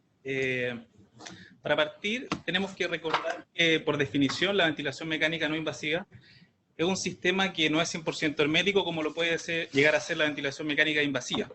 Por lo tanto, esto pudiese ser una fuente generadora de aerosoles, y es en ese contexto que incluso se ha puesto en duda su utilización en la actual pandemia de COVID. Por lo tanto, vamos a revisar algunas consideraciones de seguridad para poder realizar la ventilación mecánica no invasiva. Primero que todo, vamos a recordar algo de qué sabemos con respecto a la infección del personal de salud, y probablemente toda la evidencia que podemos encontrar en la literatura actual es la que nos dejó la epidemia del SARS en el 2002. Este es un estudio retrospectivo canadiense en el cual se determinó que el personal sanitario que atendió a pacientes que fueron usuarios de ventilación mecánica no invasiva tenían un aumento del riesgo de desarrollar una falla respiratoria aguda. Sin embargo, este estudio no logró significancia estadística, pero puso sobre el tapete probablemente cuál pudiese ser el riesgo en el cual está el personal de salud. Tenemos que recordar que en la epidemia del SARS, un gran porcentaje del personal sanitario se contagió, e incluso se reporta que incluso hasta el 20% de los casos más severos fueron personal de salud. Por lo tanto, ¿qué más sabemos sobre el respecto del riesgo del personal de salud? Acá tenemos que este es un estudio de casos y controles en donde se determinó que el uso de la ventilación mecánica no invasiva es un factor de riesgo para contagio. Este trabajo sí alcanzó significancia estadística y por lo tanto también nos ponen antecedentes cuáles son los potenciales riesgos de esta terapia. Sin embargo, yo me quedo con estos dos trabajos, son unos trabajos más pequeños, pero metodológicamente de mejor calidad probablemente. Y fíjense acá que este es un trabajo en el cual se reclutaron 20 pacientes que fueron usuarios de ventilación mecánica no invasiva. Y lo interesante de esto es que los autores reportan que de los 105 trabajadores que atendieron a estos pacientes, ninguno se contagió. Por otro lado, este segundo reporte, en el cual 27 pacientes recibieron ventilación mecánica no invasiva, los autores también reportan que ninguno del personal de salud se contagió. Por lo tanto, nos sale la pregunta de forma automática, ¿qué utilizaron para tener estas tasas de contagio en cero? Y probablemente acá muchas de las personas y muchos de los centros ya están pensando en qué utilizar de forma segura y probablemente ya se le ocurrió incluso estos mismos puntos. ¿Qué utilizaron ellos? Bueno, fíjense que utilizaron máscaras faciales sin fuga, puertos exhalatorios en el circuito, un filtro viral bacteriano en la posición de antes de la exhalación del aire, y súper importante, los elementos de protección personal que utilizó el personal sanitario. N95, pechera, guantes, protector facial y gorro. Probablemente vamos a ser bien majaderos en ese sentido, que este es uno de los puntos cruciales en evitar el riesgo de contagio del personal de salud, incluso no solamente los pacientes que reciben ventilación mecánica no invasiva, sino que en todo tipo de pacientes con COVID. Pero el miedo sigue estando. ¿Y qué pasa con la producción real de aerosoles? Este es un estudio antiguo, el trabajo de UI, donde se implementó un modelo que utiliza aire marcado con humo, ¿ya? Un modelo que puede tener todos los defectos que ustedes quieran, pero nos entrega algo de información. Y acá tenemos una interfase nasobucal con fuga en la máscara. ¿Y qué determinaron ellos? Que si ustedes se fijan, este es la gráfica de la distancia que alcanza esta columna de humo, ¿ya? En dos ejes. Y fíjense que con un IPAP de 14 tenemos esta distancia, pero al aumentar la IPAP a 18 centímetros de agua, esta trayectoria es mucho mayor. Por lo tanto, ¿qué mensaje nos deja esto? Es que al parecer este posible riesgo de generar aerosoles existe, puede existir, pero también está relacionado con los niveles de presurización que va a tener el sistema respiratorio. Yo probablemente me quedo con este gráfico de este trabajo. ¿Y qué nos dice? Es que a medida que aumenta la presión inspiratoria, probablemente la distancia a la cual puede llegar esta columna de humo es mayor. Sin embargo, si ustedes se fijan acá, son tres estrategias diferentes con máscara y circuito, con las fugas en diferentes posiciones, pero independiente de eso, la distancia de cualquiera de estas estrategias no supera el metro de distancia desde la fuente de origen. Por lo tanto, es súper importante eso. Al parecer, 1 metro de distancia pudiésemos estar en un potencial riesgo y tenemos que tomar las medidas necesarias. Pero como ese trabajo puede tener muchos bemoles y muchas críticas, este es un segundo trabajo de Simmons, y este trabajo es muy interesante porque en este trabajo se utilizaron voluntarios sanos, pacientes con coriza y pacientes con una enfermedad pulmonar aguda exacerbada.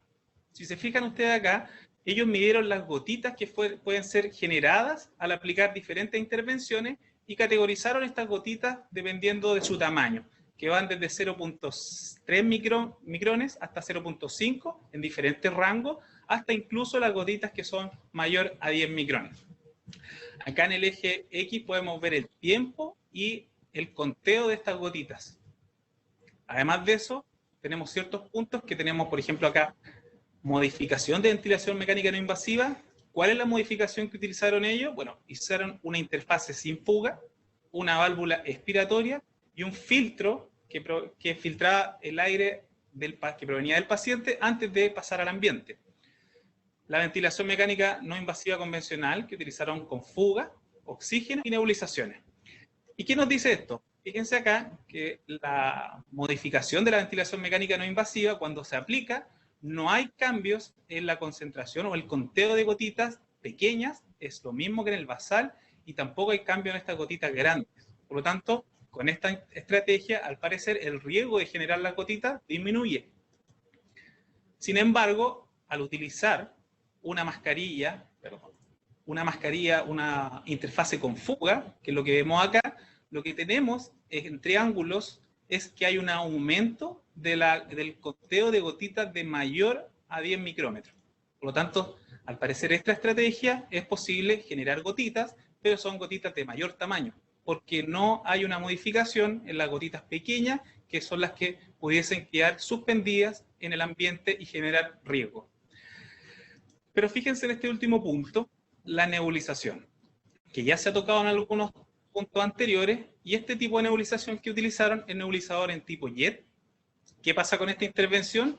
No pasa nada con las gotitas grandes, sin embargo, fíjense lo que pasa en el aumento del conteo de las gotitas con las gotitas pequeñas, por ejemplo las de 0.3 a 0.5 e incluso a las de 1 hasta 3, genera un aumento importante en la concentración del conteo de estas gotitas.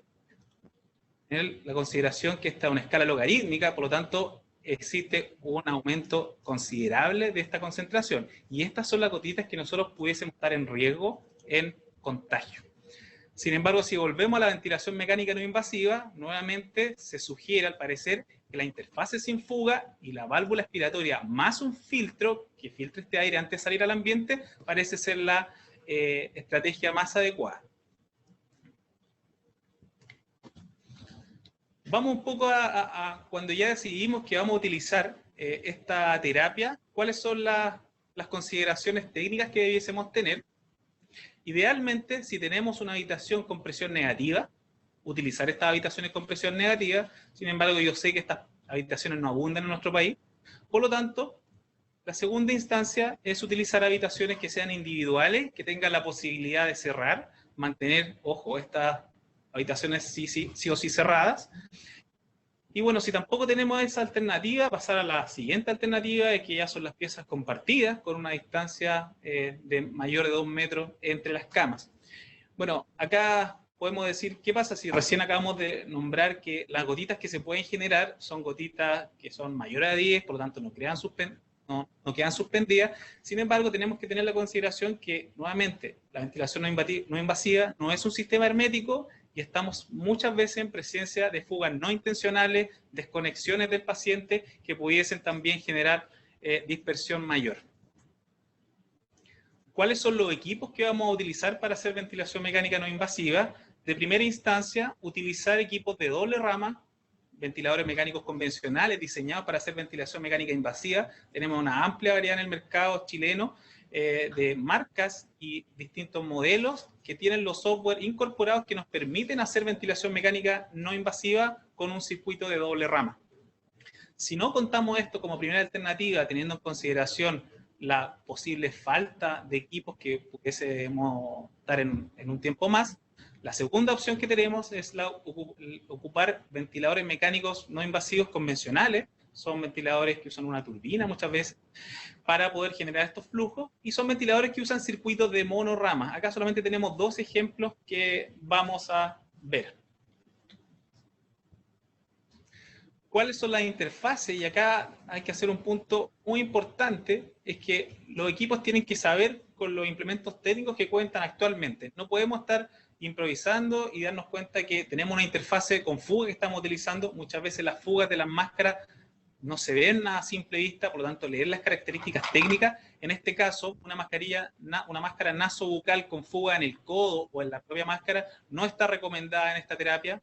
Sin embargo, nasobucales que eliminen la fuga y la válvula antiasfixia son las recomendadas en este caso. Acá tenemos una máscara clásica ya que utilizamos actualmente en ventilación mecánica no invasiva, la cual viene con este tipo de codo, el cual tiene una fuga en esta zona de la máscara, y además de eso, tiene una válvula antiasfixia que está en esta posición. Sin embargo, como dijimos, no utilizar este tipo de máscara. Esta máscara se le puede desacoplar este sistema y conectar finalmente este codo azul que elimina la fuga y elimina la válvula antiasfixia, que no es un sistema que queda 100% cerrado. Por lo tanto, esta es la posición final de cómo quedaría una interfase con el codo azul que elimina la fuga y elimina la válvula antiasfixia, más un filtro. ¿Cuáles son los circuitos para realizar entonces? Va a depender del tipo de equipo que utilicemos. Si utilizamos un ventilador mecánico pesado convencional, vamos a utilizar un circuito de doble rama con sus respectivos filtros. Y también tenemos dos alternativas para utilizar el monorama. Por ejemplo, acá tenemos un circuito con una fuga, con una válvula exhalatoria pasiva. Y también existen los circuitos monorama con válvula exhalatoria activa. Va a depender de las características técnicas del equipo. Respecto a los circuitos y las posiciones de los filtros, en este caso tenemos un circuito de doble rama, en donde por una rama va la inspiración. La posición de los filtros es bastante similar a la que utilizamos en ventilación mecánica invasiva. Posterior de la Y, tenemos el filtro y la máscara del paciente. En un circuito de monorama, con una fuga intencional, en donde el flujo de gas es de forma unidireccional, tenemos que considerar que la posición correcta del filtro es fuga, filtro y posteriormente la interfase del paciente. De la misma forma, cuando utilizamos circuitos con válvula exhalatoria, de forma unidireccional el flujo va en esta dirección, la posición correcta del filtro nuevamente es entre la parte exhalatoria del circuito y el paciente. Como consejo general acá, probablemente la lógica nos va a ayudar mucho a la correcta posición del filtro y evitar cometer errores. Por lo tanto, nosotros debiésemos tener en mente que siempre, antes de que el aire exhalado pase al ambiente, debiese pasar por un proceso de filtrado. De esta forma, vamos a retener en el filtro las partículas virales. Por lo tanto, pensar bien por dónde va a salir el aire exhalado y en alguna posición del circuito debiese tener un filtro viral bacteriano, filtro EVA, que me permita filtrar las partículas virales. Acá tenemos un ejemplo un poquito más explicativo, en donde tenemos un ventilador de monorama, un filtro viral bacteriano en la monorama. Posteriormente, un puerto exhalatorio pasivo, en este caso es una especie de T, y posteriormente la interfase.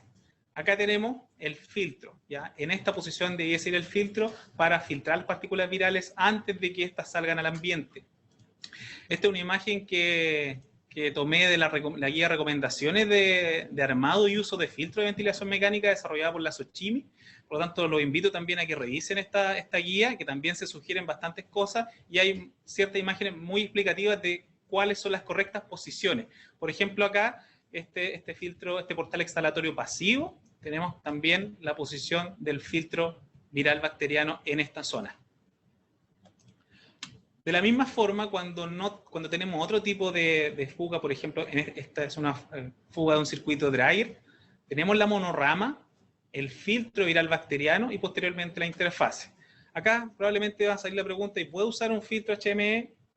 Tenemos que usar un filtro. Si vamos a usar un HME, tiene que ser un HME-F, ¿ya? Tenemos que considerar que acá lo importante, más que humidificar, si bien puede ser una característica que nos puede ayudar, lo importante es el filtrado antes que la humidificación.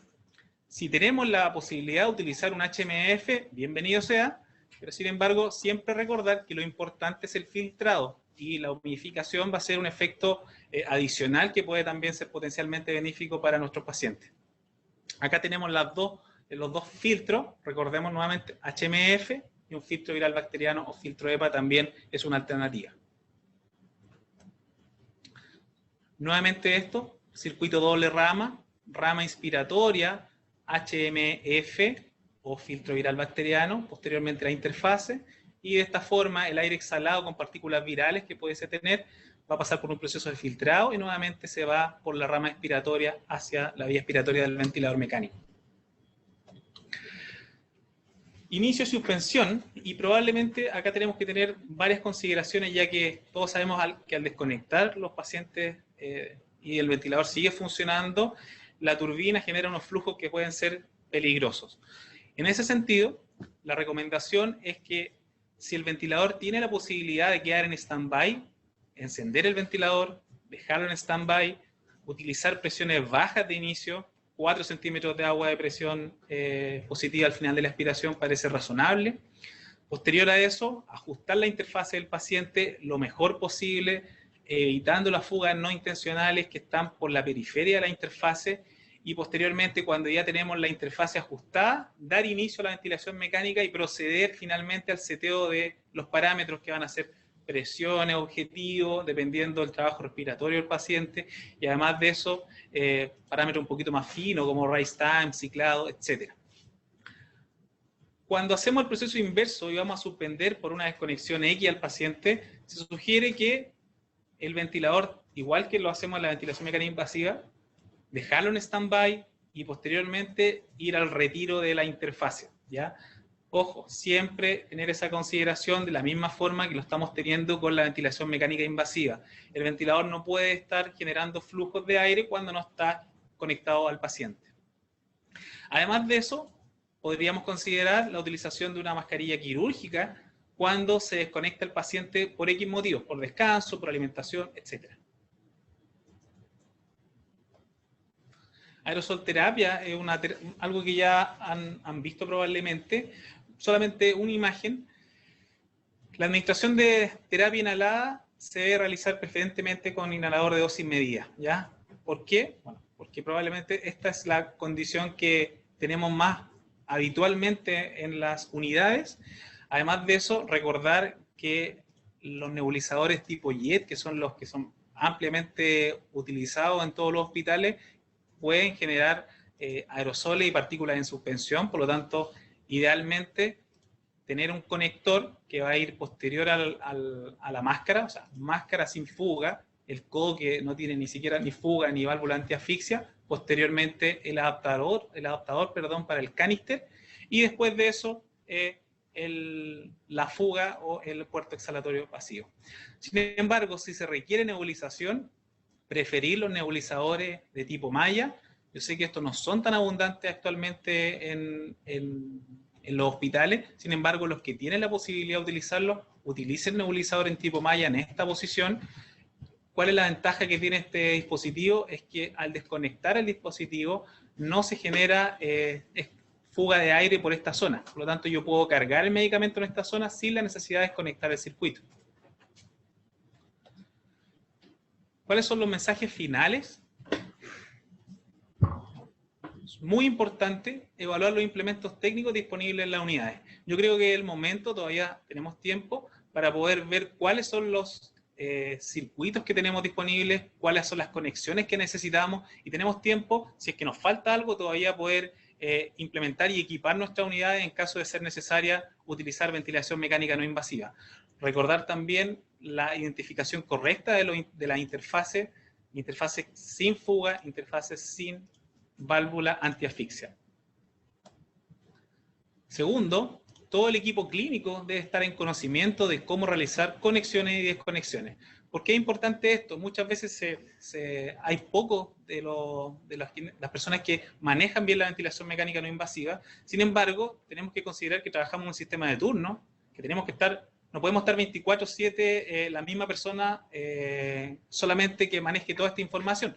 Por lo tanto, si el paciente requiere a cualquier horario conexión o desconexión, debiesen haber gente capacitada para realizarlo. Ante cualquier duda, preguntar. Puede ser un poquito básico, sin embargo, yo les sugiero que muchas veces, si tenemos dudas en alguna conexión, en algún circuito, acérquese al kinesiólogo de la unidad. Es una opinión personal, creo que son de los profesionales más capacitados para realizar ventilación mecánica no invasiva en las unidades, con más experiencia clínica al lado de la cama del paciente. Sin embargo, si no podemos solucionar nuestras inquietudes por esta vía, tenemos el Hospital Digital, que está disponible 24/7, con profesionales kinesiólogos altamente capacitados para poder responder sus dudas, inquietudes y sugerencias, médicos también especialistas y enfermeras especialistas en cuidado intensivo. Minimizar las desconexiones. Probablemente esto va de la mano también con lo que hacemos en ventilación mecánica invasiva. Minimizar las desconexiones al máximo, ya que cada desconexión puede ser un potencial riesgo para el personal sanitario. Recordemos este metro que genera el paciente de potencial riesgo. Y finalmente, reconocer el fracaso de la terapia. No ser tan excesivo, darle una prueba terapéutica, como decía el doctor, y cuando la terapia finalmente no funciona, reconocerlo y escalar en terapia, que en este caso parece ser la ventilación mecánica invasiva. Muchas gracias. Muy bien, Roque. Muy bien. Muchas gracias, Roque, por la presentación. Algunas preguntas de la audiencia. Preguntan acá.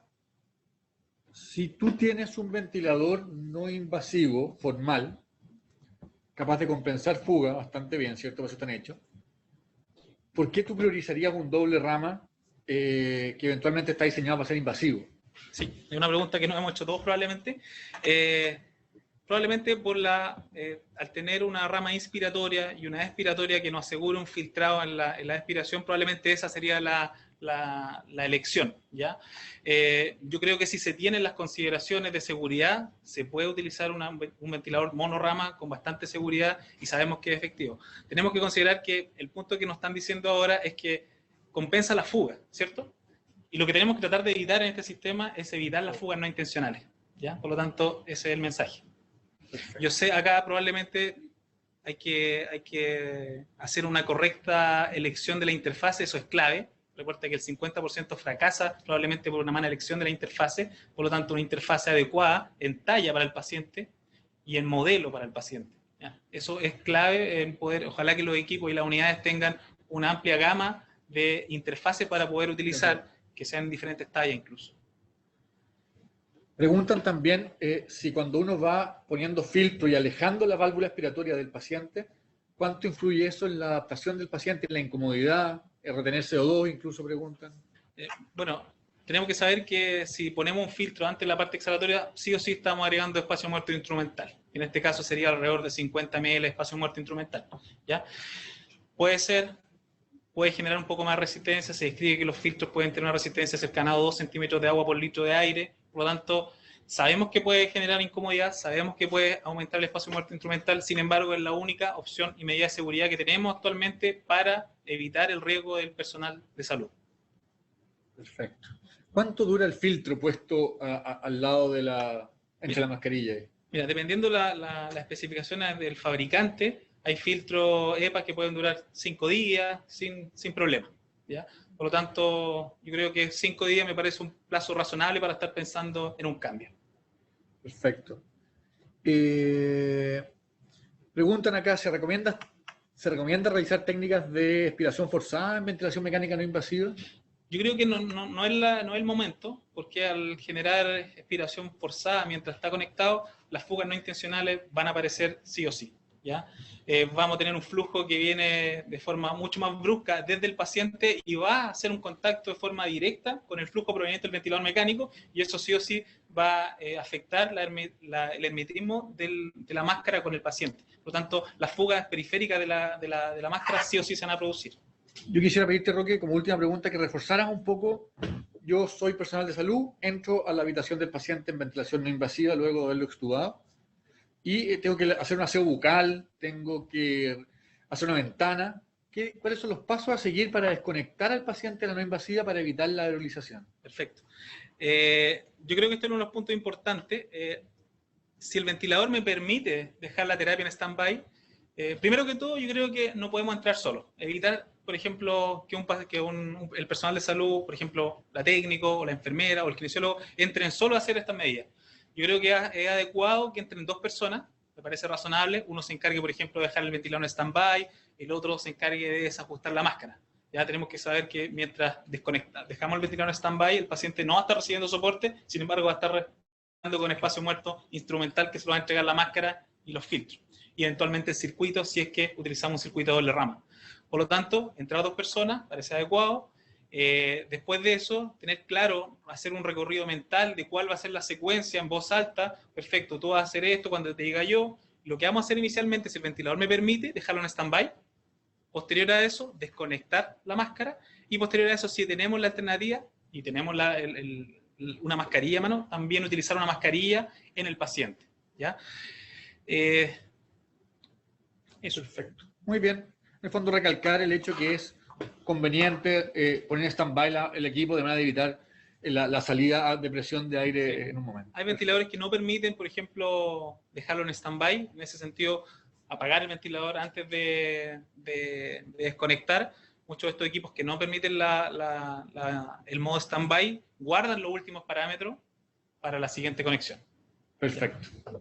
Muchas gracias, Roque. Perfecto. Muy bien. Seguimos con nuestro simposio de ventilación mecánica no invasiva en paciente COVID. Voy a dejar con ustedes ahora a el kinesiólogo Rodrigo Adasme quien es también kinesiólogo intensivista, vicepresidente de la División de Kinesiología de la Sociedad Chilena de Medicina Intensiva, y quien nos va a hablar, ¿cierto?, de qué pasa cuando en esta secuencia de eventos y la pandemia avanza, nos vemos forzados a ocupar alternativas a lo normal, ¿no es cierto? Llámese máquinas de anestesia, etcétera, y cuando tenemos un no invasivo disponible para ventilar invasivamente. Veamos cómo hacerlo y dónde está su rol. Gracias, Rodrigo. Hola, buenas tardes a todos. Vamos a sacar la máscara por este ratito. Gracias, Tomás, y a todo Hospital Digital, la verdad, por esta invitación. Y la verdad que estamos trabajando como división de kinesiología en la guía de recomendaciones y consideraciones de uso de ventiladores no invasivos para el soporte mecánico ventilatorio invasivo. Así que reconozco a mis 4 colegas que estamos trabajando en esto: Jorge Molina, Daniel Arellano, Javier Sala, y ninguno de ellos con conflictos de interés, incluyéndome para el desarrollo de esto. Por lo mismo, vamos a explicitar un plan de uso de equipos de ventilación mecánica en situaciones de escasez, que esto ya está descrito desde febrero de este año. Vamos a actualizar sobre el funcionamiento técnico de los equipos de no invasiva y vamos a dictar algo como recomendaciones técnicas y prácticas sobre el uso de estos equipos como soporte invasivo. Sabemos bien que el periodo de inicio de la ventilación mecánica parte antes de la intubación con el soporte no invasivo, pero una vez que se intuba al sujeto, este curso de la ventilación mecánica es más o menos largo, ¿cierto? Sabemos que en promedio un adulto se ventila 7 a 10 días, de los cuales cerca del 50% es weaning. Y este weaning o deshabituación del ventilador mecánico está relacionado al traspaso de trabajo respiratorio desde el ventilador mecánico hacia el sujeto, para culminar en una extubación y probablemente a las 48 horas consolidar esta extubación, donde podemos ocupar diferentes tipos de soporte. Actualmente en Chile tenemos 1.627 equipos de ventilación mecánica para uso en UCI adulto. Eso nos da una tasa aproximada de 8,3 ventiladores por cada 100.000 habitantes, y esto al día de ayer eran 536 ventiladores mecánicos disponibles, el 32%, 316, un 19,4% ocupado en COVID-19, y no olvidarnos que hay otras patologías aparte de COVID, cerca del 50% en otros tipos de sujetos que están ocupando ventilación mecánica. El COVID tiene en promedio, lo que hemos visto acá en Chile, de 8 a 14 días de uso de ventilación mecánica. Por lo mismo, todos estos equipos no es que voy a ocupar un ventilador, paciente se mejora y ventilador sale, sino que este soporte debemos pensarlo a una proyección estimada media de 8 a 14 días. Esta es la estadística actualizada hasta el día de hoy. Este ha sido el comportamiento a nivel nacional del uso de ventiladores mecánicos. Estamos en una fase quizá un poquito estacionaria, esperemos que no aumente esto, pero recuerden que vamos con información desfasada hasta el día de ayer y con una tendencia, como les digo, al aplanamiento del uso de equipo, y ojalá que podamos mantener esto y mejor aún si lo disminuimos. Un ventilador mecánico, en términos simples, es un equipo básico de UCI que toma aire y oxígeno desde una fuente presurizada, la procesa y la entrega al sujeto a través de una vía inspiratoria, sale por una vía expiratoria, y esta zona de flujo bidireccional es espacio muerto impuesto. El aire exhalado de este ventilador mecánico va hacia el medio ambiente. Si esto lo complejizamos un poco, este ventilador es un sistema de fuelles y de bombas con un controlador de microproceso que interactúa con este fuelle y esta bomba del sujeto. Cuando no respira es más o menos sencillo, pero cuando empieza a respirar hay interacción de este sistema nervioso central en el control de este mecanismo respiratorio. Y si llegamos a esta gran definición de invasivo y no invasivo, nos damos cuenta que la diferencia clásica y actual de estos equipos está dado por la interfaz que se utiliza. Tubo traqueal y traqueostomía para invasivo, máscaras faciales con codo azul en estos casos para no invasivo. Pero ven ustedes que dentro de la gama de equipos de ventilación que tenemos, la verdad que cualquiera de ellos podría ocupar una interfaz invasiva o una interfaz no invasiva. A pesar que la declaración del producto es soy un ventilador invasivo, podría ocuparlo como no invasivo. Y a pesar de que la declaración del producto por acá es de no invasivo, si lo conecto por una traqueostomía, estoy ocupando un equipo de invasivo en no invasivo. Esta cosa nos lleva a una definición muy sencilla que nos decía, mira, hay ventiladores de una rama que son no invasivos, ventiladores de 2 ramas que son invasivos. Por lo que pueden ver acá, esta definición no es tan correcta porque ocupamos ventiladores de UCI con algoritmos de ventilación no invasiva para dar ventilación no invasiva, por ejemplo, y ocupamos también ventiladores de UCI para dar no invasivo, como les dije, y ventiladores de no invasivo para dar ventilación invasiva. ¿Cómo parte esto de la ventilación mecánica? La verdad es que nuestros primeros acercamientos a la ventilación son durante la cirugía, los primeros errores anestésicos, y esto ha ido evolucionando en el tiempo, pero si ustedes se dan cuenta, la ventilación mecánica en pandemia, siempre en los años anteriores, entre los 30 y los 50, en poliomielitis, fue no invasiva. Fue no invasiva a presión negativa, pero aquí no vemos interfaces que están conectadas al sujeto. La verdad que esta era la UCI y las crisis de poliomielitis, y esto vean que fue una pandemia que duró cerca de 20 años hasta que no se encontró la vacuna. En los años 50, sí, empezamos a tener complicaciones. Daño pulmonar por presión y volumen, todavía no se acuñan los conceptos de varo y volutrauma. Hay incomodidad y ausencia de monitorización en estos sujetos que están en estos pulmones de acero, y se empieza a desarrollar una patología que se llamó el shock de tanque por interacciones cardiopulmonares. En esos entonces se comienza a desarrollar la ventilación a presión positiva con estos tremendos aparatos de fuelle que eran capaces de generar una presión inspiratoria y que se traduce en la plétora de ventiladores mecánicos que tenemos hoy en día. Probablemente muchos conocemos algunos de estos de acá disponibles, pero todos se clasifican en la capacidad de tomar aire de estas redes, presurizarlo y entregarlo a presión positiva hacia el sujeto. El plan de uso propuesto por Xochimilco, como les digo, en febrero de este año al Ministerio de Salud, es ocupemos primero los ventiladores mecánicos de UCI. Actualmente partimos con 1080 equipos, vamos en 1627, que son de uso recomendado por la entrega controlada de gases, monitorización, diseño para soporte vital y filtrado de gas. Tienen software para no invasivo, principalmente los vamos a ocupar como invasivos, dependen de gases de la pared, ¿cierto? Aire y oxígeno a 50 psi, tienen regulación precisa de FIO2 y tienen baterías, lo que lo hace ser clasificados como un equipo de soporte vital. Ante esto, un ventilador de UCI ocupa válvulas proporcionales que mandan el gas hacia el sujeto, estos son los pulmones del paciente, ¿cierto? Y una vía expiratoria por donde salen los gases. Y estamos continuamente monitorizando presión, flujo y nuestro panel de control a través de microprocesadores.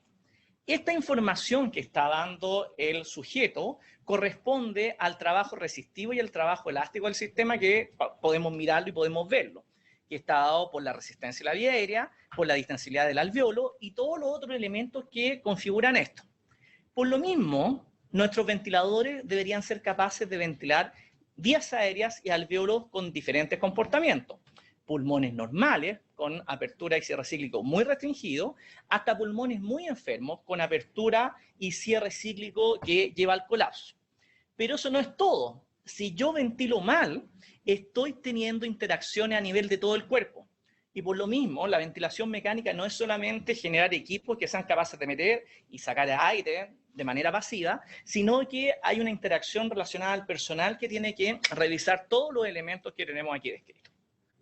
Si nos vamos a la mecánica de un ventilador, los ventiladores funcionan con válvulas proporcionales que controlan la entrada de aire y oxígeno acá, sistemas de monitorización en la parte de inspiración y el control de gases que estamos dando.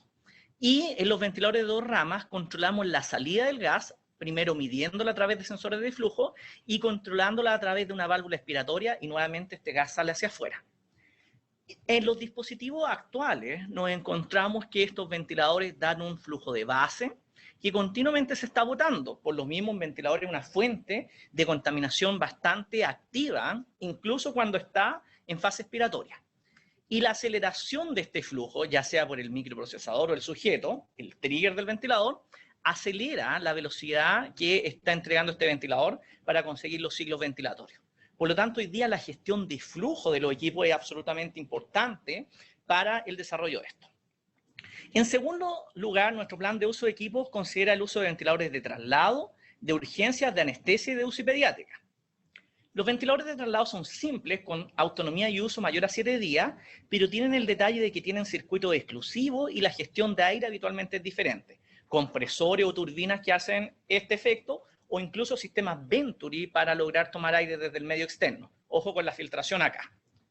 Los ventiladores de anestesia son ventiladores similares a los de UCI, pero están limitados en modos con una gestión de flujo diferente. Son sistemas de circulación cerrada que están relacionados a la administración de gas anestésico. Duda en su uso prolongado bastante, pero la verdad que es un ventilador con buenas funciones de monitorización. Y en pediatría, la verdad que tenemos 341 ventiladores mecánicos invasivos. Hasta el lunes de esta semana que salió el reporte de la Sociedad Chilena de Pediatría, había un 43% de uso, 284 no invasivos, 25% de su uso, y esto está extraído del 94,7% de las UCI pediátricas del país. ¿Cuál es la gracia de los ventiladores pediátricos? Es que el 90% son los mismos que se ocupan en adultos. Entonces, no tenemos grandes cambios acá. Todos permiten un buen ajuste de FiO2, parámetro y monitorización, y todos están clasificados como soporte vital, lo cual es muy bueno por certificaciones. El detalle de los ventiladores pediátricos es que viene la campaña de invierno. Y la verdad que del año 2015 hasta el 2019 tenemos picos estacionales de, en este caso, metanemovirus, virus respiratorio sincicial, influenza B, influenza A, que son los que nos llenan las unidades de UCI pediátrica y requieren ventilación mecánica. Por lo mismo, la real certeza de tener estos equipos disponibles puede ser cuestionable. Aquí nos pasamos del punto 2 al punto 4. El punto 4 de esos equipos está la ventilación dual, ya propuesta por redes asistenciales, y además consideramos el uso de ventiladores mecánicos artesanales y prototipos, que probablemente muchos han visto el desarrollo de estos tipos de AMBU, pero probablemente nos queda un camino un poco largo para esto. En la fase 3 de equipos tenemos los ventiladores no invasivos. No están cuantificados de manera formal en Chile, ya no tenemos realmente el control de existencias de ellos en todos nuestros centros. Hay equipos que son de diferente gama y rendimiento, lo que denominamos performance de los equipos, y están clasificados en los de uso clínico, de hospitalización prolongada y de hospitalización domiciliaria. Son considerados como no de soporte vital, aunque compensan muy bien la fuga. La verdad que no tienen batería habitualmente y sistemas de emergencia para activarse en pacientes UCI. Por eso la clasificación llega hasta traqueostomía muchas veces. Tienen algoritmos para traqueostomía y no para tubo traqueal, lo cual es reinteresante porque realmente tenemos que hacer adaptaciones y tener personal muy entrenado para revisarlo. ¿Cómo generan el flujo estos equipos? La gran mayoría ocupa turbinas. Y vean ustedes que el desempeño de los sistemas de generación de aire pueden ser diferentes. Existen ventiladores que ocupan pistones, ¿ya? Son un poco más lentos, menos producto presión-tiempo, y existen equipos que ocupan los blowers, sopladores podríamos decirlo, que la diferencia es que es una turbina modificada que cambia el ángulo y la velocidad angular del equipo al entregar flujo. Ante esta situación, los equipos de no invasivo pueden ser de variados tipos. Equipos simples de domicilio, aquí es un viejo clásico, el ST30, lo ocupamos mucho tiempo, equipos de UCI, el Vision o el B60, equipos multifuncionales, el Trilogy, y equipos de situaciones intermedias como el ResMed Stellar, que nos podría ayudar. Carina también es de uso hospitalario. Vean ustedes que la diferencia de estos equipos responde a cómo son capaces de entregar las diferentes variables de fase de un ciclo ventilatorio. Si son capaces de censar el esfuerzo del sujeto, hasta dónde y a qué velocidad meten aire y cómo pasan a expiración, además de ser capaces de mantener una PIP estable. En ese sentido, la gran diferencia de los equipos actualmente está dada por el producto presión-tiempo. Este producto presión-tiempo del equipo es cómo detecta el esfuerzo del sujeto y cómo responde a ese esfuerzo del sujeto con tasas de presurización que pueden ser más altas o más bajas según el equipo es adecuado para ello o no. Ante esto, nos encontramos que diferentes equipos responden diferente a los esfuerzos de los sujetos. Por lo mismo, cualquier ventilador mecánico no invasivo no hace el mismo trabajo.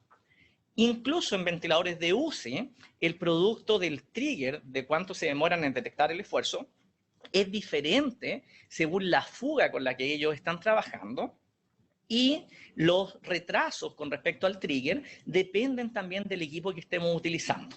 Actualmente tenemos equipos que son cada vez mejores y que son capaces de enfrentarse a eso.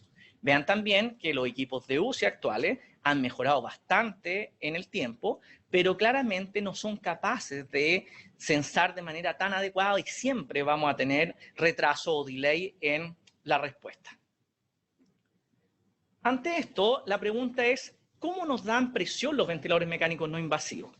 Y la verdad que para entregar presión, la única manera que tienen para trabajar estos equipos es variando el flujo. Por lo mismo, sí o sí, ante parámetros más altos, el flujo va a aumentar. Y si aumenta el flujo, las tasas de exhalación de flujo contaminante van a ser más altas. Los ventiladores de UCI habitualmente varían un poco más la resistencia y ahora han pasado más a flujo. Pero el no invasivo, su única regulación es flujo. Pero ¿cómo miden estos equipos? A través de sensores de flujo de diferencial de presión, que son o están habitualmente en el equipo, y algunos nos permiten tener sensores proximales al usuario. Pues la verdad que habitualmente tenemos solamente una medida inspiratoria de entrega de gases. Estos equipos, la verdad que lo único que entregan son presión. Por lo mismo, los equipos de ventilación no invasiva piensan en su lógica de ventilar por presión. Y para eso generan tasas de flujo altas que las mantienen durante el tiempo inspiratorio y luego pasan a expiración. Con respecto a la monitorización de esto, ¿ya? La tenemos en el interior del equipo y la interfaz gráfica nos podría ayudar a tener curvas de flujo y presión tiempo reales y los ajustes algorítmicos de esto mostrarnos bucles como flujo-volumen o volumen-presión. La verdad que son opciones que están dentro de la monitorización real.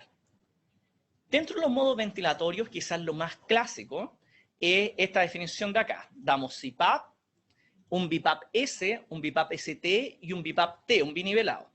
El CPAP es lo mismo que PIP o CPAP. Lo podemos dar sin grandes problemas en un ventilador no invasivo. Sin embargo, las modalidades que involucran frecuencia o respuesta al esfuerzo del paciente son que en este S se parece a la presión de soporte y CPAP. Lo podríamos dar.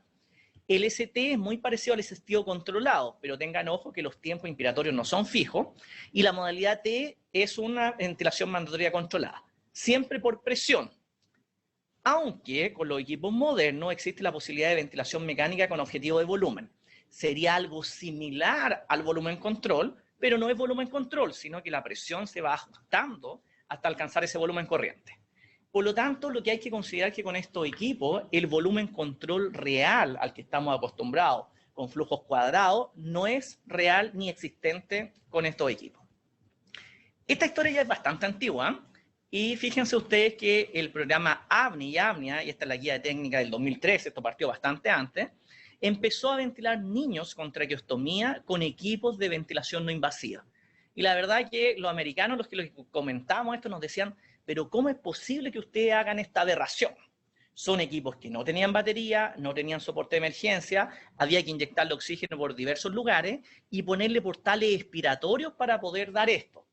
La verdad que los gringos finalmente lo que terminaron haciendo fue vendiéndonos los portales exhalatorios y en los equipos nuevos ponerle certificaciones para traqueostomía con batería y estamos comprando ese mismo tipo de equipo. ¿Ya?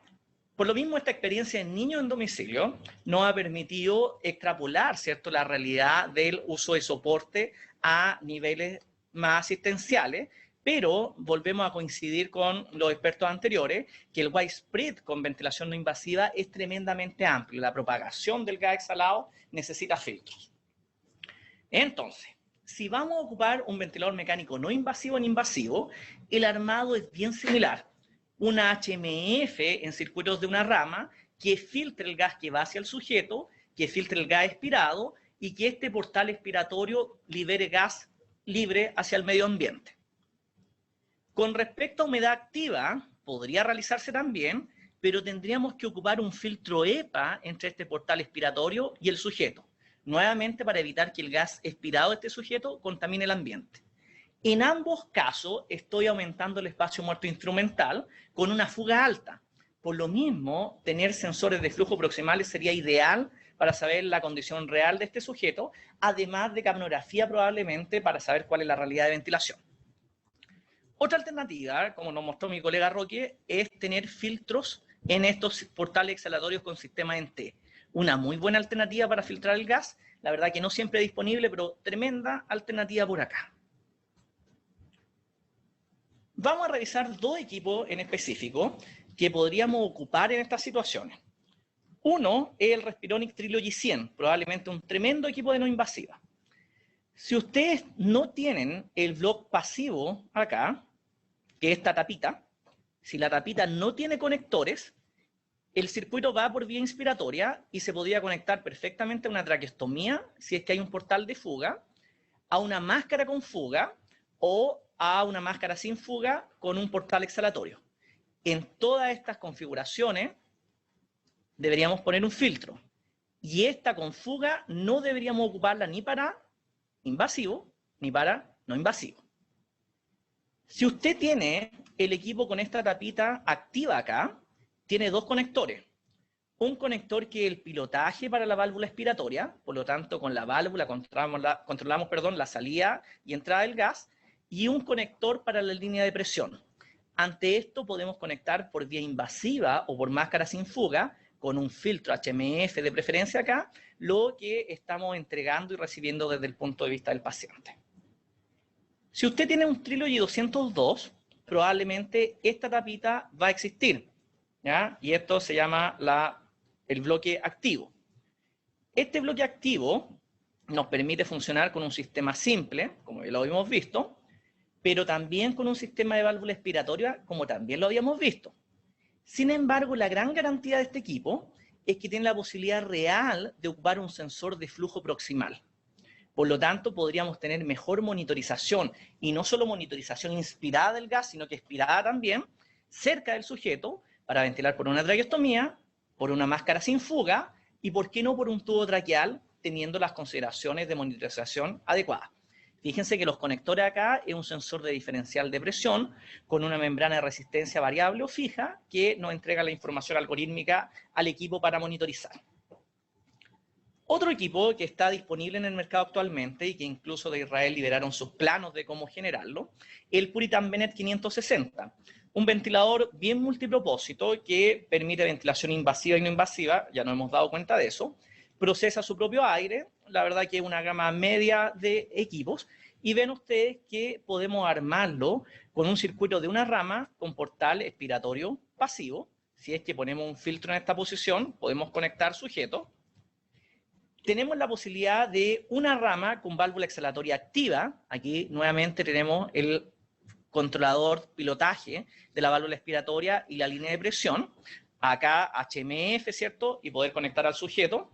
Y finalmente, la configuración más avanzada de este sistema, que tiene una vía inspiratoria, con un controlador para la válvula expiratoria, una línea de presión central, vía inspiratoria que llega al sujeto y salida de gases a través de una válvula expiratoria externa al equipo que permite controlar la salida y filtrar el gas expirado. Por lo mismo, tenemos múltiples configuraciones donde podríamos activar este sistema. Las grandes complicaciones de la no invasiva en invasivo tienen que ver con la interacción paciente-ventilador. Cuesta registrarla. Y esta interacción paciente-ventilador depende de varios elementos, como la interfaz paciente-ventilador, la función pulmonar basal, el proceso agudo y los efectos de las intervenciones asociados a la condición respiratoria del sujeto, los efectos de cómo funciona el ventilador y cómo es ajustado por el clínico, modos, niveles de soporte, trabajo respiratorio, nivel de trigger, etc. Y finalmente, por la detección del problema y la respuesta a través de síntomas y signos clínicos, las respuestas del sujeto, alarmas, gráficas, etc. Por lo mismo, el equipo, si bien es cierto, es tremendamente importante para hacer el trabajo, la monitorización, el ajuste y la asistencia del equipo está relacionado a los clínicos que lo manejan. Finalmente, las recomendaciones de estos son: ante situaciones de escasez de equipos de ventilación mecánica invasiva, el uso de equipos de no invasivo puede hacerse como segunda o tercera línea de soporte. Real. Armado y selección idónea del equipo para el soporte de sujetos con vía aérea invasiva y filtrado adecuado del gas expiratorio es clave. Por lo tanto, necesitamos conocer muy bien los equipos, muy bien a estos sujetos y filtrar los gases. Armado, uso, supervisión, cuidado e intervención con estos equipos debe ser cuidadosamente realizada por profesionales competentes en el uso de este tipo de equipos. ¿Por qué? Porque estamos trabajando en situaciones diversas y diferentes a su uso habitual. Y en la evaluación y tratamiento de sujetos gravemente enfermos con compromiso vital. Esto también es clave. O sea, no es cualquiera que va a ocupar ventiladores no invasivos para dar ventilación mecánica invasiva. Sugerimos que los miembros más entrenados dentro del grupo de kinesiólogos intensivistas especialistas sean quienes se encarguen del uso y adaptación de estos equipos para pacientes graves. Exclusivamente le estamos achacando aquí a la antigüedad, ¿cierto?, la posibilidad de ver errores más rápido. Y diferente a mis colegas, y estamos discutiendo bastante en nuestros grupos, que no descartar a priori el uso no invasiva con interfaz no invasiva, que es para lo que fueron hechos, pero con las recomendaciones que presentó mi colega nuevamente Roque de filtrado de aire exhalado, minimizando la fuga y en grupos entrenados para su práctica. Muchas gracias por su atención. Muy bien, muchas gracias Rodrigo por la presentación. Tenemos algunas preguntas, pero antes de las preguntas yo quisiera recapitular un poco. Entonces, tal vez el consejo, y sin atribuirse mérito ni verdad, ¿no es cierto?, saturados los ventiladores mecánicos invasivos comunes, o de primera gama, digamos, uno debería avanzar a ventiladores mecánicos menos sofisticados, refaccionados, etcétera, eventualmente después hacia máquinas de anestesia. Y quería aprovechar de contarles que tanto el MinSal como la SOFOFA, la Cámara de Producción y el Comercio, junto con la Sociedad Intensivo, recibimos las solicitudes de más de 35 desarrolladores de ventilación mecánica de prototipos, digamos. Se seleccionaron 5 de estos, hay otros que también van en paralelo avanzando rápido, y ahora están en pruebas ya de modelo animal. Vamos a empezar las pruebas de modelo animal para ver garantías de que se mantengan en el tiempo sin fallar, y posteriormente se harán los primeros trials en pacientes acotados y supervisados. Así que estamos lejos, pero no tan lejos. Y además sería muy interesante desarrollar esta industria a nivel nacional de manera de poder tener ventiladores propios. Dicho esto, es un poco para darle un contexto a esto. Muy bien. ¿Tú estás de acuerdo con esto, Rodrigo? ¿Cuál es el rol del no invasivo ante el prototipo en la versión actual? No, estoy bien de acuerdo, la verdad. Finalmente, dentro de la línea primaria de equipos, tenemos que gastar nuestras balas en los equipos de UCI, que son los que realmente hacen el trabajo cual fueron diseñados.